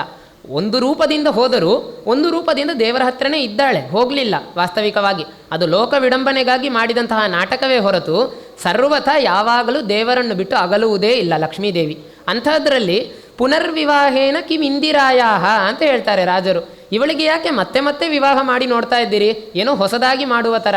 ಏನೋ ಇವತ್ತು ಮಾಡ್ಕೊಳ್ತಾಳೆ ಹೊಸದಾಗಿ ಅಂದರೆ ಸಂಭ್ರಮದಿಂದ ನೀವು ಮಾಡಬಹುದು, ಇವಳಿಗೆ ಯಾಕೆ ಮತ್ತೆ ಮತ್ತೆ ವಿವಾಹ ಅಂತ ಹೇಳ್ತಾರೆ ಒಂದು ಆಟವಾಗಿ. ಹಾಗೆ ದೇವಿಗೆ ಯಾಕೆ ಮತ್ತೆ ಮತ್ತೆ ವಿವಾಹ ಅಂತ. ಆದರೂ ಒಂದು ಲೋಕ ವಿಡಂಬನೆ ಅಂತ ಹೇಳುವಾಗ ಮರ್ತ್ಯಾವತಾರ ಸ್ವಿಹ ಮರ್ತ್ಯ ಶಿಕ್ಷಣಂ ಅಂತ ಹೇಳಿದಂತೆ ಮನುಷ್ಯನ ಅವತಾರ ತಾಳಿ ಬಂದಾಗ ದೇವರೇ ಸೀದಾ ಏನೋ ಹೋಗಿ ಕತ್ತಿಗೆ ಮಾಂಗಲ್ಯ ಕಟ್ಟಿಬಿಡಬಾರದು. ಹೇಗೆ ವಿಧಿಪೂರ್ವಕವಾಗಿ ಕೈ ಹಿಡಿಯಬೇಕೋ ಆ ಥರ ಹಿಡಿದರೆ ನಮಗೆ ಅದು ಒಂದು ಉಪದೇಶಾತ್ಮಕವಾಗಿ ಇರುತ್ತೆ ಅಂತ ಹೇಳುವುದರಿಂದ ದೇವರು ನಮಗೆ ಉಪದೇಶ ಕೊಡುವ ಮೂಲಕ ಹೀಗೆ ಮಾಡಿದ ಯಥಾವಿಧಿ. ಅದೇ ಹೇಳ್ತಾರೆ, ಕರಂ ಜಿಘೃಕ್ಷು ವೈದರ್ಭ್ಯಾ ಶರಣ್ಯೋಥ ಯಥಾವಿಧಿ. ಯಥಾವಿಧಿ ಅವಳ ಕೈಯನ್ನು ಹಿಡಿಯಲು ಇಚ್ಛಿಸಿದಂತಹ ಪರಮಾತ್ಮ ಅದು ಹೇಗೆ? ಪ್ರಿಯಯಾ ಬಂಧುಭಿಃ ಸಾರ್ಧಂ, ಬಂಧುಭಿಃ ಸಾರ್ಧಂ, ಬಂಧುಗಳನ್ನು ಒಡಗೂಡಿಕೊಂಡು ಬಂಧುಗಳನ್ನು ಸೇರಿಸಿಕೊಂಡು. ಒಬ್ಬಂಟಿಯಾಗಿ ಯಾರಿಗೂ ಗೊತ್ತಿಲ್ಲದೆ ಗಾಂಧರ್ವ ವಿವಾಹ ಥರ ಮಾಡಿಕೊಳ್ಳಲಿಕ್ಕೆ ಇಚ್ಛೆ ಪಟ್ಟಿಲ್ಲ ದೇವರು. ಬಂಧುಗಳೊಡನೆ ಸೇರಿಕೊಂಡು ಅವಳ ಕೈಯನ್ನು ಹಿಡಿಯಲು ಇಚ್ಛಿಸಿದಂತಹ ಪರಮಾತ್ಮ ಮೂಲಮಾಧವ ಎಂಬ ಜಾಗಕ್ಕೆ ಬಂದು ಸೇರಿದ್ದಾನೆ ಆ ತನ್ನ ಪ್ರಿಯೆಯ ಜೊತೆಗೆ. ಅಂತಹ ಬಂದಂತಹ ಪರಮಾತ್ಮನಿಗೆ ಸ್ವಾಗತೀಕರಿಸಲು ಆ ದ್ವಾರಕಾ ಪಟ್ಟಣವನ್ನು ತುಂಬ ಚೆನ್ನಾಗಿ ಅಲಂಕಾರ ಮಾಡಿದ್ದಾರೆ. ಹೇಗೆಲ್ಲ ಇತ್ತು ಅಂತ ಹೇಳುವುದೇ ಬೇಡ. ಸಾಧಾರಣ ಮದುವೆ ಅಂದರೆ ಸಾಧಾರಣ ರಾಜಪುತ್ರಿಯ ಮದುವೆ ಅಂದ್ರೆ ಭಯಂಕರವಾಗಿ ಆಡಂಬರವಾಗಿರುತ್ತೆ, ಹೇಳುವುದೇ ಬೇಡ. ಅಂಥದ್ರಲ್ಲಿ ಸ್ವಯಂ ಲಕ್ಷ್ಮೀನಾರಾಯಣರ ವಿವಾಹ ಮತ್ತು ದೇವರೇ ನಿರ್ಮಿತ ಮಾಡಿದಂತಹ ಪಟ್ಟಣ ಇದು ದ್ವಾರಕ. ತನ್ನ ಗೋಪಾಲಕರನ್ನು ಕಾಪಾಡಲಿಕ್ಕಾಗಿ, ಜರಾಸಂಧನ ದಾಳಿಯಿಂದ ಕಾಪಾಡಲಿಕ್ಕಾಗಿ ದೇವರೇ ಒಂದು ರಾತ್ರಿಯಲ್ಲಿ ನಿರ್ಮಾಣ ಮಾಡಿದಂತಹ ಪಟ್ಟಣ ಇದು. ಅದರ ಸೊಬಗು ಕೇಳುವುದೇ ಬೇಡ. ಅದಕ್ಕೆ ಇನ್ನು ಅಲಂಕಾರ ಮಾಡಿದರೆ ಕೇಳುವುದೇ ಬೇಡ. ಇನ್ನು ವೈಕುಂಠವೂ ಇದು ಸರಿ ಅಂತಲೇ ಹೇಳಬೇಕು, ಆ ಥರ ಇತ್ತು ಅಂತ. ಅಂದರೆ ವೈಕುಂಠವೂ ಇದು ಕಡಿಮೆ ಏನಿಲ್ಲ ಅಂಥದ್ದು. ಯಾಕೆಂದರೆ ದೇವರದೇ ಸೃಷ್ಟಿ, ದ್ವಾರಕೆ ಅವನೇ ನಿರ್ಮಾಣ ಮಾಡಿದಂತಹ ಪಟ್ಟಣ. ಆ ದ್ವಾರಕೆ ಹೇಗಿತ್ತು ಅಂತ ಸುಮಾರು ವರ್ಣನೆ ಮಾಡ್ತಾರೆ. ಅಂತಹ ಆ ದ್ವಾರಕೆಯಲ್ಲಿ ಈ ಮದುವೆಯ ಸಂಭ್ರಮ ಬಂದಾಗ ಅಲ್ಲಿ ಹೆಂಗಸರು, ಸುಮಾರು ಹೆಂಗಸರು ಯಾರು ಬಂಧುಗಳಾಗಿ ಬಂದಿದ್ದಾರಲ್ಲ ಹೆಣ್ಣು ಮಕ್ಕಳು, ಅವರೆಲ್ಲ ವಿಧ ವಿಧವಾದಂತಹ ರತ್ನಗಳನ್ನು ಧರಿಸಿಕೊಂಡು ಕಾಲು ಗೆಜ್ಜೆಗಳನ್ನೆಲ್ಲ ಹಾಕಿಕೊಂಡು ಅಲ್ಲಿ ಇಲ್ಲಿ ಓಡಾಡ್ತಾ ಇದ್ದಾರೆ. ಕೆಲವರು ಸಂತೋಷದಿಂದ ಏನು ಕೆಲಸ ಇಲ್ಲದೇ ಇದ್ದರೂ ಅಡ್ಡದಿಡ್ಡ ಓಡುವುದು, ಕೆಲವರು ಏನೋ ಕೆಲಸದ ನೆಪದಲ್ಲಿ ಆ ಕಡೆ ಈ ಕಡೆ ಹೋಗುವುದು ಬರುವುದು ಎಲ್ಲ ಮದುವೆ ಮನೆಯಲ್ಲಿ ಇರುವ ಥರನೇ ಇದೆ ಅಲ್ಲಿ. ಹಾಗೆ ಅದರ ಮಧ್ಯದಲ್ಲಿ ದೇವರು ನಡೆದು ಬಂದನಂತೆ. ವಿಚಿತ್ರ ರತ್ನೋಜ್ವಲ ಭೂಷಣೌಘೈ ಪದಾಂಬುಜೈ ಪ್ರಾಹುಣಿಕಾಂಗನಾನಾಂ ರಂಗಪ್ರಭಾಂ ಮುಷ್ಣತಿ ರಾಜಮಾರ್ಗೇ ಮಂದಂ ಯಯೌ ಮನ್ಮಥ ಕೋಟಿರೂಪಃ.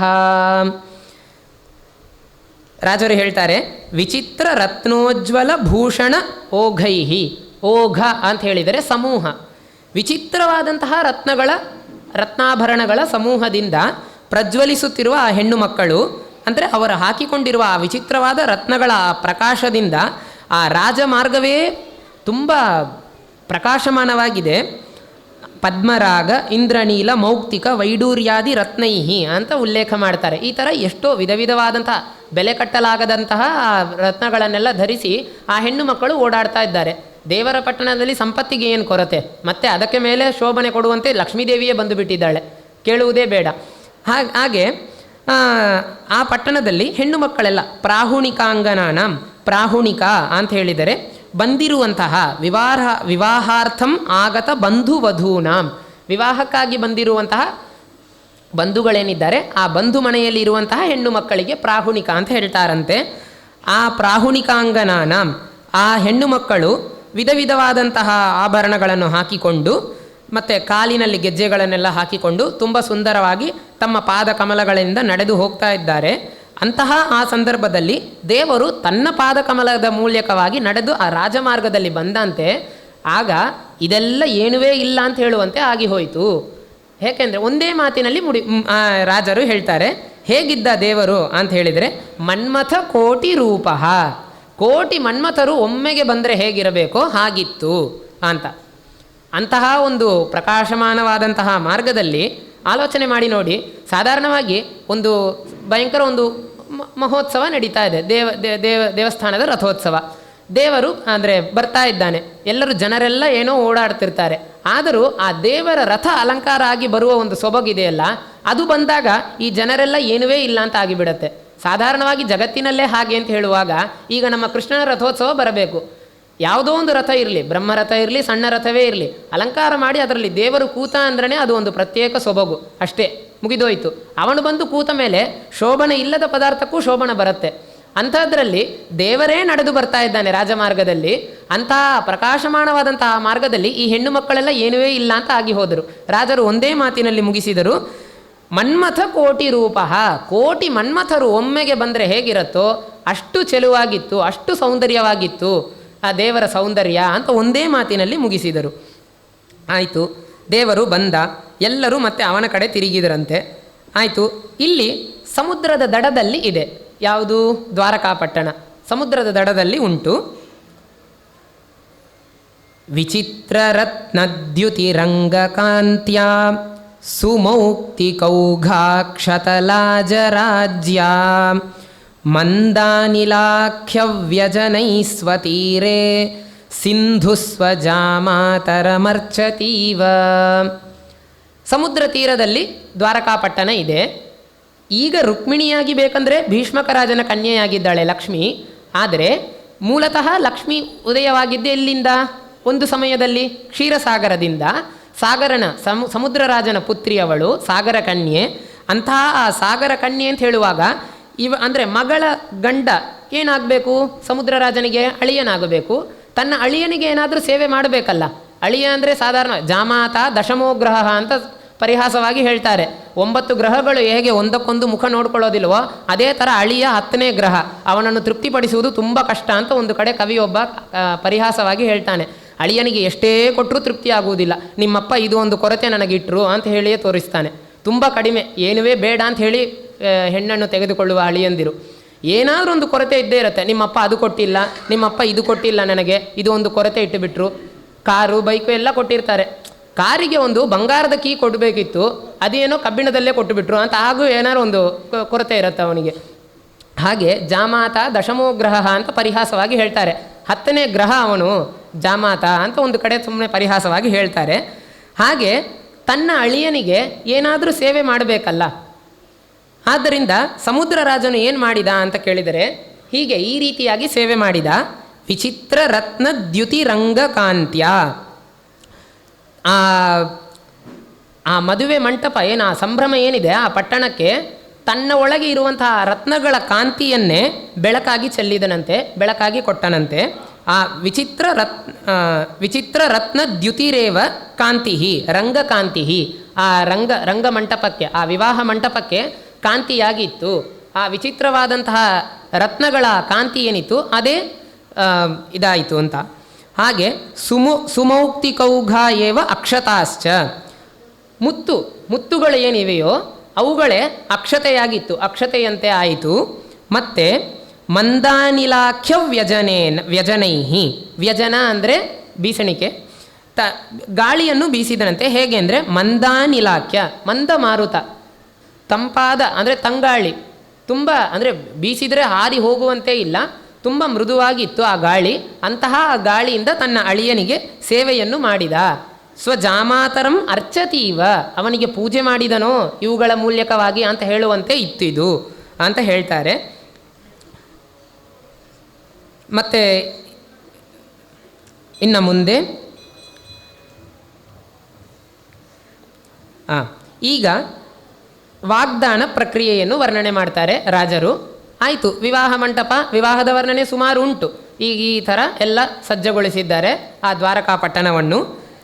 ಕೊನೆಗೆ ಈಗ ವಾಗ್ದಾನ ಪ್ರಕ್ರಿಯೆ ಏನು ಅಂತ ಕೇಳಿದರೆ, ಕನ್ಯಾಮಿಮಾಂ ಕನಕದಾಮ ಕದಂಬ ಗೌರೀಂ ಧನ್ಯಾಂ ದಿಶಂತು ಹರಯೇ ಹರಿನೀಲಭಾಸೆ ಯುಕ್ತಸ್ತಯಾಯ ಮುದವಾಹ ಇವಾತ್ತ ವಿದ್ಯುದ್ವಿಶ್ವಕ್ಕರಿಷ್ಯತಿ ಸಮಸ್ತ ಪುಮರ್ಥವರ್ಷಂ. ಕನ್ಯೆಯನ್ನು ನಾನು ನಿನಗೆ ಕೊಡ್ತೇನೆ ಅಂತ ಭೀಷ್ಮಕ ರಾಜ ದಾನ ಮಾಡಲಿಕ್ಕಿದ್ದಾನೆ. ಕನ್ಯಾಮಿಮಾಂ ಕನಕದಾಮ ಕದಂಬ ಗೌರೀಂ, ಕನಕದಾಮ ಬಂಗಾರದ ಮಾಲೆಯಂತೆ ಹೊಳೆಯುತ್ತಿರುವಂತಹ ನನ್ನ ಈ ಮಗಳನ್ನು, ಮೊದಲೇ ಹೇಳಿದಂತೆ ರುಕ್ಮಿಣಿ ಅಂದ್ರೇ ರುಕ್ಮ ಅಂತ ಹೇಳಿದನೇ ಬಂಗಾರ ಸಂಸ್ಕೃತದಲ್ಲಿ. ಅಂತಹ ಆ ಬಂಗಾರದ ಬಣ್ಣದಲ್ಲಿ ಇದ್ದದ್ರಿಂದ ರುಕ್ಮಿಣಿ ಅಂತ ಹೆಸರು. ಬಂಗಾರದ ಸರದಂತೆ ಮತ್ತು ಕದಂಬ ಪುಷ್ಪದಂತೆ ಸುವರ್ಣ ವರ್ಣದಲ್ಲಿ ಇರುವಂತಹ ನನ್ನ ಈ ಮಗಳನ್ನು ಧನ್ಯಾಂ ಇಮಾಂ ಕೃತಾರ್ಥಾಂ, ಅಂದರೆ ನಿನ್ನನ್ನು ಕೈ ಹಿಡಿಯುವುದರ ಮೂಲಕ ಇವಳು ಕೃತಾರ್ಥಳಾಗಿದ್ದಾಳೆ, ಇವಳ ಜನ್ಮ ಸಾಫಲ್ಯವಾಯಿತು ಅಂತ ಹೇಳಿ, ಅಂತಹ ಜನ್ಮ ಸಾಫಲ್ಯವನ್ನು ನಿನ್ನ ಕೈ ಹಿಡಿಯುವುದರಿಂದ ಜನ್ಮ ಸಾಫಲ್ಯ ಅಂದರೆ ಬೇರೆ ಯಾವುದರಿಂದಲೂ ಜನ್ಮ ಸಾಫಲ್ಯ ಆಗಬೇಕಂತಿಲ್ಲ ಲಕ್ಷ್ಮೀದೇವಿಗೆ. ನಿನ್ನ ಕೈ ಹಿಡಿಯುವುದರಿಂದಲೇ ಜನ್ಮ ಸಾಫಲ್ಯ. ಅಂತಹ ನನ್ನ ಈ ಪುತ್ರಿಯನ್ನು, ನನ್ನ ಮಗಳನ್ನು ಕನ್ಯಾಮಿಮಾಂ ಕನಕದಾಮ ಕದಂಬ ಗೌರೀಂ ಧನ್ಯಾಂ ದಿಶಂತು ಹರಯೇ ಹರಿನೀಲ ಭಾಸೆ, ಇಂದ್ರನೀಲ ಮಣಿಯಂತೆ ರಾರಾಜಿಸುತ್ತಿರುವಂತಹ ಈ ಕೃಷ್ಣನಿಗೆ, ನಿನಗೆ ನಾನು ಇವಳನ್ನು ಧಾರೆ ಎರೆದು ಕೊಡ್ತೇನೆ. ಯುಕ್ತಸ್ತಯಾಯ ಮುದವಾಹ ಇವಾತ್ತ ವಿದ್ಯುದ್ವಿಶ್ವಕ್ಕರಿಷ್ಯತಿ ಸಮಸ್ತ ಪುಮರ್ಥವರ್ಷಂ. ಅಂದರೆ ಕೃಷ್ಣ ನೀಲಮೇಘಶ್ಯಾಮ ಕರಿ ಮೋಡಗಳಂತೆ ಇದ್ದಾನೆ. ಅಂದರೆ ಹೇಳಿದಂತೆ ಕಪ್ಪು ಮತ್ತು ನೀಲಿ ಬಣ್ಣ ಸೇರಿದಂತಹ ಬಣ್ಣ, ಅಂದರೆ ಅತೀ ಕಪ್ಪಲ್ಲ, ನೀಲಮೇಘಶ್ಯಾಮ. ಆ ನೀಲವಾದಂತಹ ಈ ಮಳೆ ಬರುವಂತಹ ಸಮಯದಲ್ಲಿ ಅಂತಹ ಕಪ್ಪು ಮೋಡಗಳ ಮಧ್ಯದಲ್ಲಿ ಒಂದು ಬಿಳಿ ಬಣ್ಣದ ಮಿಂಚು ಒಮ್ಮೆ ಹೀಗೆ ಬಂದರೆ ಒಂದು ಕ್ಷಣ ಎಷ್ಟು ಚೆನ್ನಾಗಿರುತ್ತೋ ಆ ಥರ ದೇವರ ಹತ್ತಿರ ಬಂಗಾರದ ಬಣ್ಣದಲ್ಲಿ ಇರುವಂತಹ ಈ ರುಕ್ಮಿಣಿಯನ್ನು ಒಪ್ಪಿಸಿ ಬಂದು ಅವಳು ನಿಂತ ಕೂಡಲೇ ಅಷ್ಟು ಚೆನ್ನಾಗಿತ್ತಂತೆ. ಆಕಾಶದಲ್ಲಿ ಮೋಡಗಳ ಮಧ್ಯೆ, ಮಳೆ ಸುರಿಸುವಂತಹ ಮೋಡಗಳ ಮಧ್ಯೆ ಒಂದು ಕ್ಷಣ ಮಿಂಚು ಬಂತೋ ಅಂತ ಹೇಳುವಂತೆ ಇತ್ತು ಇದು ಅಂತ. ರುಕ್ಮಿಣಿ ದೇವರ ಹತ್ತಿರ ಬಂದು ನಿಂತ ಕೂಡಲೇ ಅಂತ ವರ್ಣನೆ ಮಾಡ್ತಾರೆ. ಯುಕ್ತಸ್ತಯಾಯ ಮುದವಾಹ ಇವಾತ್ತ ವಿದ್ಯುದ್ ವಿಶ್ವಕ್ಕರಿಷ್ಯತಿ ಸಮಸ್ತ ಪುಮರ್ಥವರ್ಷಂ. ವಿಶ್ವಕ್ ಅಂದರೆ ಸುತ್ತಲೂ, ಅಂದರೆ ಹೇಗೆ, ಮತ್ತು ಮೋಡಗಳಿಗೆ ಯಾಕೆ ಹೋಲಿಸಿದರು ಅಂತ ಕೇಳಿದರೆ, ದೇವರು ಎಲ್ಲವನ್ನೂ ಸುರಿಸುವವನು, ಎಲ್ಲ ಸಮಸ್ತ ಅಭೀಷ್ಟಗಳನ್ನು ಪೂರೈಸುವವನು, ಯಾರು ಏನು ಕೇಳಿದರೂ ಕೊಡುವವನು ದೇವರು, ಇಲ್ಲ ಅಂತ ಹೇಳುವುದೇ ಇಲ್ಲ. ಆದರೆ ನಾವು ಕೇಳುವ ರೀತಿಯಲ್ಲಿ ಇದೆ ಅಷ್ಟೇ. ನಾವು ಭಕ್ತಿಪೂರ್ವಕವಾಗಿ ನಿಜವಾಗಿ ಯಾವುದು ಸ್ವಾರ್ಥ ಇಲ್ಲದೆ ಕೇಳಬೇಕು ಅದನ್ನು ಸ್ವಾರ್ಥ ಇಲ್ಲದೆ, ಮತ್ತು ಎಲ್ಲಿ ಸ್ವಾರ್ಥದಿಂದ ಅಂದರೆ ನಮಗೆ ಬೇಕಂತ ಹೇಳುವ ನಿಜವಾದ ಇಚ್ಛೆಯಿಂದ ಕೇಳಬೇಕು ಅಲ್ಲಿ ಹಾಗೆ ಕೇಳಿದರೆ ಕೊಡ್ತಾನೆ. ಇಲ್ಲ ಬೇಕಂತಲೇ ಅತ್ಯಾಸೆಯಿಂದ ನಾವೇನಾದ್ರು ಕೇಳಿದ್ದೀವಿ ಅಂದರೆ ಖಂಡಿತ ಕೊಡುವುದಿಲ್ಲ, ಅವನಿಗೆ ಗೊತ್ತಿದೆ. ಅಂದರೆ ನಾವು ನಿಸ್ವಾರ್ಥದಿಂದ ಅವನ ಮೇಲೆ ಭಕ್ತಿಯನ್ನು ಮಾಡಿ ಕೇಳಿದರೆ ಎಲ್ಲವನ್ನೂ ಕೊಡುವವನು, ಮೋಕ್ಷವನ್ನೇ ಕೊಡುವ ದೇವರಿಗೆ ಈ ಸಂಪತ್ತನ್ನು ಕೊಡುವುದು ಏನು ಕಷ್ಟ? ಏನೂ ಇಲ್ಲ. ಅಂತಹ ದೇವರು, ಎಲ್ಲವನ್ನೂ ಸುರಿಸುವಂತಹ ದೇವರು. ಆದ್ದರಿಂದ ಮಳೆಕಾಲದ ಮೋಡಗಳು ಹೇಗೆ ಯಥೇಚ್ಛವಾಗಿ ಮಳೆಯನ್ನು ಸುರಿಸತ್ತೋ ಆ ಥರ ಈ ರುಕ್ಮಿಣಿಯನ್ನು ಕೊಟ್ಟ ಕೂಡಲೇ ಆ ಸಂತೋಷದಿಂದ, ಅಂದರೆ ಸಂತೋಷ ಅಂದರೆ ರುಕ್ಮಿಣಿ ಸಿಕ್ಕಿದ್ದರಿಂದ ದೇವರಿಗೆ ಸಂತೋಷವಿಲ್ಲ, ರುಕ್ಮಿಣಿಯನ್ನು ಮುದದಿಂದ ಸ್ವೀಕಾರ ಮಾಡಿದ್ದಾನೆ, ಮನಸಾ ಸಂತೋಷಪಟ್ಟು ಸ್ವೀಕಾರ ಮಾಡಿದ್ದಾನೆ. ಆ ಸಂತೋಷವಾದ ಆ ಸಂದರ್ಭದಲ್ಲಿ ಅವನು ತುಂಬ ಅಷ್ಟು ಆ ಮಳೆಕಾಲದ ಮೋಡಗಳು ಹೇಗೆ ಸುರಿಸತ್ತೋ ಆ ಥರ ಎಲ್ಲರಿಗೂ ಎಲ್ಲ ಇಷ್ಟವನ್ನು ಪೂರಣೆ ಮಾಡುವವನಾಗಿ ಇದ್ದಾನೆ. ಅಂತಹ ಆ ದೇವರಿಗೆ ಈ ರುಕ್ಮಿಣಿಯನ್ನು ಕೊಟ್ಟಿದ್ದಾರೆ. ಅದೇ ಹೇಳ್ತಾರೆ, ರುಕ್ಮಿಣೀ ಪ್ರಧಾನೇನ ಸಕಲ ಪುರುಷಾರ್ಥಂ ದಾಸ್ಯತೀತಿ ಅರ್ಥ.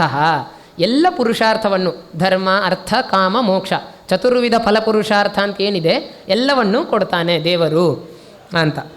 ಅಂತಹ ದೇವರಿಗೆ ಈ ರುಕ್ಮಿಣಿಯನ್ನು ಧಾರೆ ಎರೆದು ಕೊಟ್ಟಿದ್ದಾನೆ ಭೀಷ್ಮಕ ರಾಜ. ಅಂದರೆ ವಾಗ್ದಾನ ಮಾಡಿದ್ದಾನೆ, ಇನ್ನು ಕನ್ಯೆಯನ್ನು ಕೊಟ್ಟಿಲ್ಲ, ಕೊಡ್ಲಿಕ್ಕೆ ಹೋಗ್ತೇನೆ ಅಂತ. ಮುಂದೆ ಕುಲಮಗ್ರೆ ಪರೀಕ್ಷೇತ ಅಂತ ಹೇಳ್ತಾರೆ. ಕುಲವನ್ನು ನೋಡಿ ಹೆಣ್ಣನ್ನು ಕೊಡಬೇಕು. ಕಣ್ಣು ಮುಚ್ಚಿಕೊಂಡು ಯಾವುದೋ ಒಂದು ಕುಲದಲ್ಲಿ ಹೆಣ್ಣನ್ನು ಕೊಡುವುದಿಲ್ಲ. ರಾಜಕನ್ಯೆಯಾಗಿದ್ದರೆ ರಾಜನಿಗೆ ಕೊಡಬೇಕು, ರಾಜಕುಮಾರನಿಗೆ ಕೊಡಬೇಕು. ವೈಶ್ಯ ಸ್ತ್ರೀಯಾಗಿದ್ದರೆ ವೈಶ್ಯ ಪುರುಷನಿಗೆ ಕೊಡಬೇಕು. ಹಾಗೆ ನೋಡಿಕೊಂಡು ಕೊಡಬೇಕು. ಕುಲಮಗ್ರೆ ಪರೀಕ್ಷೇತ ಅಂತ ಹೇಳ್ತಾರೆ. ಆ ಥರ ಕುಲವನ್ನು ನೋಡಿ ಹೆಣ್ಣನ್ನು ಕೊಡಬೇಕು. ನಿನ್ನ ಕುಲ ಯಾವುದು ಅಂತ ಹೇಳು ಅಂತ ಹೇಳ್ತಾರೆ. ಆಗ ಅದನ್ನು ರಾಜರು ಹೇಳ್ತಾರೆ ತುಂಬ ಚೆನ್ನಾಗಿ. ಯಾಕೆಂತ ಕೇಳಿದರೆ, ಧರ್ಮಶಾಸ್ತ್ರದಲ್ಲಿ ಒಂದು ಮಾತುಂಟು, ಧರ್ಮಶಾಸ್ತ್ರದಲ್ಲಿ ಮತ್ತು ಸುಭಾಷಿತದಲ್ಲೂ ಬರುತ್ತೆ. ಸಾಧಾರಣವಾಗಿ ಮದುವೆಯ ಸಮಯದಲ್ಲಿ ಯಾರ್ಯಾರು ಯಾವ್ಯಾವುದನ್ನು ಇಚ್ಛೆ ಪಡ್ತಾರೆ ಅಂತ ಒಂದೇ ಶ್ಲೋಕದಲ್ಲಿ ಹೇಳ್ತಾರೆ. ಕನ್ಯಾ ವರಯತೆ ರೂಪಂ ಮಾತಾ ವಿತ್ತಂ ಪಿತಾ ಶ್ರುತಂ ಬಾಂಧವಾಹ ಕುಲಮಿಚ್ಛಂತಿ ಮಿಷ್ಟಾನ್ನ ಮಿತರೇ ಜನಾಹ ಅಂತ ಹೇಳ್ತಾರೆ. ಒಂದು ಸುಭಾಷಿತದಲ್ಲಿ ಬರುತ್ತೆ. ಅಂದರೆ ಮದುವೆ ಆಗುವ ಕನ್ಯೆ ಏನಿದ್ದಾಳೆ ಅವಳು ಮುಖ್ಯವಾಗಿ ಯಾವುದನ್ನು ಎದುರು ನೋಡುವುದಿಲ್ಲ, ನನಗೆ ಬರುವಂತಹ ಗಂಡ ಸುಂದರವಾಗಿದ್ದಾನಾ ಅಂತಲೇ ಯೋಚನೆ ಮಾಡ್ತಾಳೆ. ಅಂದರೆ ಹಳೆಯ ಕಾಲವನ್ನು ಇಟ್ಟು ಹೇಳಿದ್ದು. ಹಳೆಯ ಕಾಲದಲ್ಲಿ ಗಂಡ ಹೇಗಿರ್ತಾನೆ ಅಂತ ಮುಖವೇ ತೋರಿಸುವುದಿಲ್ಲ ಹುಡುಗ. ಕೊನೆಗಲ್ಲಿ ಅಂತರ್ಪಟ ಹಿಡಿದು ತೆಗೆದ ಮೇಲೇ ಅವನು ಕಪ್ಪೋ ಬಿಳಿಯೋ ಸೌಂದರ್ಯವೋ ಕುರೂಪನೋ ಏನು ಗೊತ್ತಾಗಲ್ಲ. ಮದುವೆ ಮಾಡಿ ಇಡ್ತೇನೆ ಇಂಥವನಿಗೆ ಒಪ್ಕೊಳ್ತಾರೆ ಹೆಣ್ಣು ಮಕ್ಕಳು ಅಷ್ಟೇ. ಅಲ್ಲಿ ಅಂತರ್ಪಟ ಹಿಡಿದು ತೆಗೆದ ಮೇಲೇ ಗೊತ್ತಾಗತ್ತೆ ಅವನು ಕಪ್ಪೋ ಬಿಳಿಯೋ, ಚೆನ್ನಾಗಿದ್ದಾನೋ ಚೆನ್ನಾಗಿಲ್ಲವೋ, ಶ್ರೀಮಂತನೋ ಬಡವನೋ ಏನು ಎಲ್ಲ ಆಮೇಲೆ ಗೊತ್ತಾಗತ್ತೆ. ಅವಳಿಗೆ ಒಂದು ಬಯಕೆ ಇರುತ್ತೆ, ಎದುರು ನೋಡುವಿಕೆ ಇರುತ್ತೆ ಅವಳಿಗೆ ಮನಸ್ಸಲ್ಲಿ. ಆತುರ, ಹೇಗಿರ್ಬೋದು ನನ್ನ ಗಂಡ, ನನಗೆ ಸಮಾನವಾದಂತಹ ಸೌಂದರ್ಯ ಇರಬಹುದಾ ಅವನಿಗೆ, ಇಷ್ಟೇ ಇರುತ್ತೆ ಅವಳಿಗೆ. ಮೊಟ್ಟ ಮೊದಲು ಅವಳಿಗೆ ಅದೇ ಅನಿಸಿಕೆ ಇರುತ್ತಂತೆ ಹೆಚ್ಚಾಗಿ ಕನ್ಯೆಗೆ ಮದುವೆಯಲ್ಲಿ. ಕನ್ಯಾ ವರಯತೆ ರೂಪಂ ಮಾತಾ ವಿತ್ತಂ. ತಾಯಿ ಹಾಗಿಲ್ಲ, ಮಗಳು ಮದುವೆ ಮಾಡಿಕೊಂಡು ಹೋಗುವಂತಹ ಮನೆಯಲ್ಲಿ ಸೌಖ್ಯವಾಗಿ ಇಟ್ಕೊಳ್ತಾನ ಅಳಿಯ, ಅವನಿಗೆ ಎಷ್ಟು ಸಂಪತ್ತಿದೆ ಅಂತ ಒಂದು ಚಿಂತೆ ಇರುತ್ತೆ. ಅಂದರೆ ಹಣದ ಆಸೆ ಉಂಟು ತಾಯಿಗೆ ಅಂತ ಅರ್ಥ ಇಲ್ಲ. ತಾಯಿ ಕರಳು ಎದುರು ನೋಡತ್ತೆ, ಮಗಳು ಸೌಖ್ಯವಾಗಿರಬೇಕು ಮನೆಯಲ್ಲಿ ಅಂತ ಹೋಗಿ. ಆದ್ದರಿಂದ ಮಾತಾ ವಿತ್ತಂ, ತಾಯಿ ಸಂಪತ್ತಿನ ಬಗ್ಗೆ ವಿಚಾರ ಮಾಡ್ತಾಳಂತೆ. ಪಿತಾ ಶ್ರುತಂ, ಶ್ರುತಂ ಅಂದರೆ ಆ ಹುಡುಗನ ನಡವಳಿಕೆಗಳು ಹೇಗೆ ಉಂಟು, ಒಳ್ಳೆಯ ಹುಡುಗನ, ಏನಾದರೂ ಕೆಟ್ಟ ಅಭ್ಯಾಸಗಳು ಉಂಟಾ ಇಲ್ಲವಾ, ಇದನ್ನೆಲ್ಲ ತಿಳ್ಕೊಳ್ಳಿಕ್ಕೆ ತಂದೆ ತಪ್ಪಿಸ್ತಾ ಇರ್ತಾನಂತೆ. ಅದರಲ್ಲೇ ತಂದೆಯ ಬುದ್ಧಿ ಇರುತ್ತೆ. ಕನ್ಯಾ ವರಯತೆ ರೂಪಂ ಮಾತಾ ವಿತ್ತಂ ಪಿತಾ ಶ್ರುತಂ ಬಾಂಧವಾಹ ಕುಲಮಿಚ್ಛಂತಿ. ಮತ್ತು ಸುತ್ತಿ ಬಂದಂತಹ ಬಂಧು ಜನಗಳು ಕೆಲವರು ನಿಜವಾಗಿಯೇ ತಿಳ್ಕೊಳ್ಬೇಕು, ಅವಳನ್ನು ಕಾಪಾಡಬೇಕು, ಒಂದು ವೇಳೆ ಅಸ್ತವ್ಯಸ್ತ ಆಗಬಾರ್ದು ಅಂತ ಹೇಳುವ ಆತಂಕದಲ್ಲಿ ಹೇಳ್ತಾರೆ. ಕೆಲವರು ಬೇಕಂತಲೇ ಏನಾದ್ರು ಚಾಡಿ ಚುಚ್ಚಬೇಕಂತ ಕೇಳ್ತಾರೆ. ನಿಮ್ಮ ಕುಲದಲ್ಲೇ ನೀವು ಸರಿಯಾಗಿ ಹೆಣ್ಣನ್ನು ಕೊಟ್ಟಿದ್ದೀರಾ, ಇಲ್ಲ ಬೇರೆ ಕುಲದಲ್ಲಿ ಏನಾದ್ರು ಕೊಟ್ಟು ಬಿಟ್ರಾ ಅಂತ ಬೇಕಂತಲೇ ಚಾಡಿ ಚುಚ್ಚುವಂತೆ ಕೇಳ್ತಾರೆ. ಅವರಿಗೆ ಅದೇ ಹೆಚ್ಚಾಗಿ ಚಿಂತೆಯಾಗಿರುತ್ತೆ. ಮತ್ತು ಮಿಷ್ಟಾನ್ನ ಮಿತರೇ ಜನಾಹ, ಉಳಿದ ಈ ಅಕ್ಕಪಕ್ಕದ ಮನೆಯವರೆಲ್ಲ ಕರೆದವರು ಅಂತ ಏನು ಕರೆದಿರ್ತೀವಿ ನಾವು, ಅಕ್ಕಪಕ್ಕ ಮನೆಯವರನ್ನೆಲ್ಲ, ಅವರೆಲ್ಲ ಮದುವೆ ಒಳ್ಳೆ ಊಟ ಸಿಗತ್ತೆ ಅಷ್ಟೇ ಬರ್ತಾರೆ ಅಷ್ಟೇ. ಆ ಹುಡುಗಿಯ ಗಂಡ ಚೆನ್ನಾಗಿರ್ತಾನ, ಅವನಿಗೆ ಒಳ್ಳೆ ಸಂಪತ್ತುಂಟಾ, ಅವನು ಒಳ್ಳೆ ಅಭ್ಯಾಸ ಉಂಟಾ, ಅವನಿಗೆ ಒಳ್ಳೆ ಕುಲದಲ್ಲಿ ಜನಿಸಿದ್ದಾನ, ಇದೆಲ್ಲ ಅವರಿಗೆ ಬೇಡವೇ ಬೇಡ, ಊಟ ಸಿಗತ್ತೆ ಅಷ್ಟೇ. ಅಂದರೆ ಅದಕ್ಕಿಂತ ಊಟಕ್ಕೆ ಬರ್ತಾರೆ ಅಂತ ತುಚ್ಛವಾಗಿ ಹೇಳಿದ್ದಲ್ಲ, ಅತಿಥಿ ಸತ್ಕಾರವೂ ಆಗಬೇಕು, ಅವರೂ ಸಹ ಮುಖ್ಯ ಮದುವೆಯಲ್ಲಿ. ಬರೀ ಅಮ್ಮ ಅಪ್ಪ ಮಾತ್ರ ಕೂತ್ಕೊಂಡು ಏನು ಮಾಡೋದು? ಅತಿಥಿಗಳು ಬಂದ್ರೇ ಅತಿಥಿ ದೇವೋಭವ ಅಂತ ಹೇಳುವಂತಹ ರಾಜ್ಯ ನಮ್ಮದು ಭಾರತ ದೇಶ. ಅತಿಥಿಗಳಲ್ಲಿ ದೇವರನ್ನು ನೋಡುವುದು ನಮ್ಮ ಸಂಪ್ರದಾಯ. ಅಂತಹ ಅತಿಥಿಗಳೂ ಬೇಕು, ಊಟಕ್ಕೆ ಬರುವವರು ಬೇಕು. ಯಾಕೆಂದರೆ ಸಂತೋಷವಾಗಿ ಊಟ ಮಾಡಿ ಅವರ ಆಶೀರ್ವಾದ ಮಾಡಿ ಹೋದ್ರೇ ಈ ಮದುಮಕ್ಕಳು ಚೆನ್ನಾಗಿರ್ತಾರೆ. ಹೊಟ್ಟೆ ತುಂಬ ಊಟ ಹಾಕಿದಿರಿ, ತುಂಬ ಚೆನ್ನಾಗಿತ್ತು, ನಿಮ್ಮ ಮಕ್ಕಳು ಚೆನ್ನಾಗಿರಲಿ ಅಂತ ಆಶೀರ್ವಾದ ಮಾಡಿ ಹೋಗಬೇಕು. ಪ್ರತ್ಯುತ ಶಾಪ ಕೊಟ್ಟು ಹೋಗಬಾರ್ದು. ಕೆಲವರು ಹಾಗೂ ಇದ್ದಾರೆ, ಊಟವೂ ಮಾಡಿಬಿಟ್ಟು ಕೊನೆಗೆ ಶಾಪನೂ ಕೊಟ್ಟು ಹೋಗ್ತಾರೆ, ಚೆನ್ನಾಗೇ ಇರಬಾರ್ದು ನೀವು ಅಂತ. ಹಾಗಲ್ಲ, ಹೊಟ್ಟೆ ತುಂಬ ಊಟ ಮಾಡಿ, ಅದು ಮಾತುಂಟು, ಬಾಯಿ ಹೇಳದೇ ಇದ್ದರೂ ಹೊಟ್ಟೆ ಆಶೀರ್ವಾದ ಮಾಡತ್ತೆ ಅಂತ ತಮಿಳಲ್ಲಿ ಒಂದು ಗಾದೆ ಉಂಟು, ತಮಿಳ್ ಭಾಷೆಯಲ್ಲಿ. ಆ ಥರ ಅವರು ಬಾಯಿ ತೆರೆದು ಹೇಳುವುದು ಬೇಡ, ಆದರೆ ಹೊಟ್ಟೆ ತುಂಬ ಊಟ ಹಾಕಿದರೆ ಅದೇ ಒಂದು ತೃಪ್ತಿ ಆಗುತ್ತೆ. ಆ ತೃಪ್ತಿಯಿಂದನೇ ದೇವರು ಸಂತೋಷ ಆಗ್ತಾನೆ. ದೇವರು ಸಂತೋಷ ಪಟ್ಟರೆ ಅವರು ಚೆನ್ನಾಗೇ ಇರ್ತಾರೆ. ಒಳ ಅರ್ಥ ಅದು. ಹಾಗೆ ಮಿಷ್ಟಾನ್ನ ಮಿತರೇ ಜನಾಃ, ಬಂದಿರುವಂತಹ ಉಳಿದ ಜನರು ಊಟವನ್ನು ಎದುರು ನೋಡಿ ಬರ್ತಾರೆ. ಪಾಪ ಇರಬಹುದು, ಎಷ್ಟೋ ಬಡವರು ಇರ್ತಾರೆ, ಏನೋ ಒಂದು ಮದುವೆಯ ಸಂದರ್ಭ ಕರೆದಿದ್ದೇವೆ, ಈ ಒಂದು ಸಂದರ್ಭವನ್ನು ನಾವು ಉಪಯೋಗಿಸಿಕೊಳ್ಳಬಹುದು, ಒಂದು ಹೊತ್ತು ನಮಗೆ ಒಳ್ಳೆ ಊಟ ಸಿಗತ್ತೆ ಅಂತ ಆ ಥರ ಒಂದು ನಿಟ್ಟಿನಲ್ಲಿ ಬರ್ತಾರೆ. ಅವರು ಊಟ ಮಾಡಿ ಆಶೀರ್ವಾದ ಮಾಡಿ ಹೋದರೆ ಇವರಿಗೆ ಒಳ್ಳೆಯದಾಗತ್ತೆ. ಆ ಥರ ವಾಸ್ತವಿಕವಾಗಿ ನೋಡಿದರೆ ಎಷ್ಟೋ ಓದಿದವರು ಆಶೀರ್ವಾದ ಮಾಡುವುದಕ್ಕಿಂತ ಏನೂ ಓದದವರು ಮನಸ್ಸಲ್ಲಿ ಕಲ್ಮಶ ಇಲ್ಲದೆ ಆಶೀರ್ವಾದ ಮಾಡಿದರೆ ಅದು ಖಂಡಿತ ಫಲಿತವಾಗತ್ತೆ. ಹೆಚ್ಚಾಂಶ ಓದಿಬಿಟ್ಟು ಮನಸ್ಸಲ್ಲಿ ಕಲ್ಮಶ ಇಟ್ಟುಕೊಂಡು ಆಶೀರ್ವಾದ ಮಾಡಿದರೆ ಅದು ಫಲಿಸುವುದಿಲ್ಲ, ಏನೇ ಓದಿದ್ದರೂ ಸರಿ. ಅದೇ ಸಮಯದಲ್ಲಿ ಏನು ಓದದವರಾಗಿದ್ದರೂ ಕೂಡ ಮನಸ್ಸಿಂದ ಆಶೀರ್ವಾದ ಮಾಡಿದರೆ ಖಂಡಿತ ಅದಕ್ಕೆ ಫಲ ಉಂಟು. ಅವರೊಳಗಿರುವಂತಹ ಭಗವಂತ ಸಂತುಷ್ಟನಾಗಿ ಅದನ್ನು ಫಲೀಭೂತ ಮಾಡ್ತಾನೆ, ಆಗಲಿ ಅಂತ. ಆ ಥರ ಹೀಗೆ ಮದುವೆಯಲ್ಲಿ ಇಷ್ಟು ಜನರು ಇದನ್ನು ಎದುರು ನೋಡ್ತಾರೆ ಅಂತ. ಅದೇ ರೀತಿಯಲ್ಲಿ ಕುಲಮಗ್ರೆ ಪರೀಕ್ಷೇತ, ಕುಲವನ್ನು ಪರೀಕ್ಷೆ ಮಾಡಬೇಕು, ಕುಲವನ್ನು ನೋಡಿ ಹುಡುಗಿಯನ್ನು ಕೊಡಬೇಕು ಅಂತ ಹೇಳುವ ಆ ನಿಟ್ಟಿನಲ್ಲಿ ಕೇಳ್ತಾರೆ.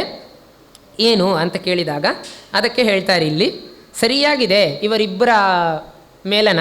ಏಕೆ ಅಂತ ಕೇಳಿದರೆ, ವೈದರ್ಭವಂಶೋದಧಿಜಾತರತ್ನಮಿಯಂ ಸತಿ ಸೋಪ್ಯುಡುನಾಯಕಸ್ಯ ಕುಲೋದ್ಭವಾಲಂಕೃತಿರೇತಯೋಸ್ತತ್ ಪರಂಪರಾ ಯೋಗ್ಯಮವೈತಯೋಗಂ. ಇವರಿಬ್ಬರ ಮೇಲನ ಏನುಂಟು ಅದು ತುಂಬ ಸರಿಯಾಗಿದೆ, ಏನು ತಪ್ಪೇ ಇಲ್ಲ ಅಂತ ಹೇಳ್ತಾರೆ. ಏಕೆ ಅಂತ ಕೇಳಿದರೆ, ವೈದರ್ಭ ವಂಶೋದಧಿ ಜಾತ ರತ್ನಂ ಇಯಂ ಅಂತ.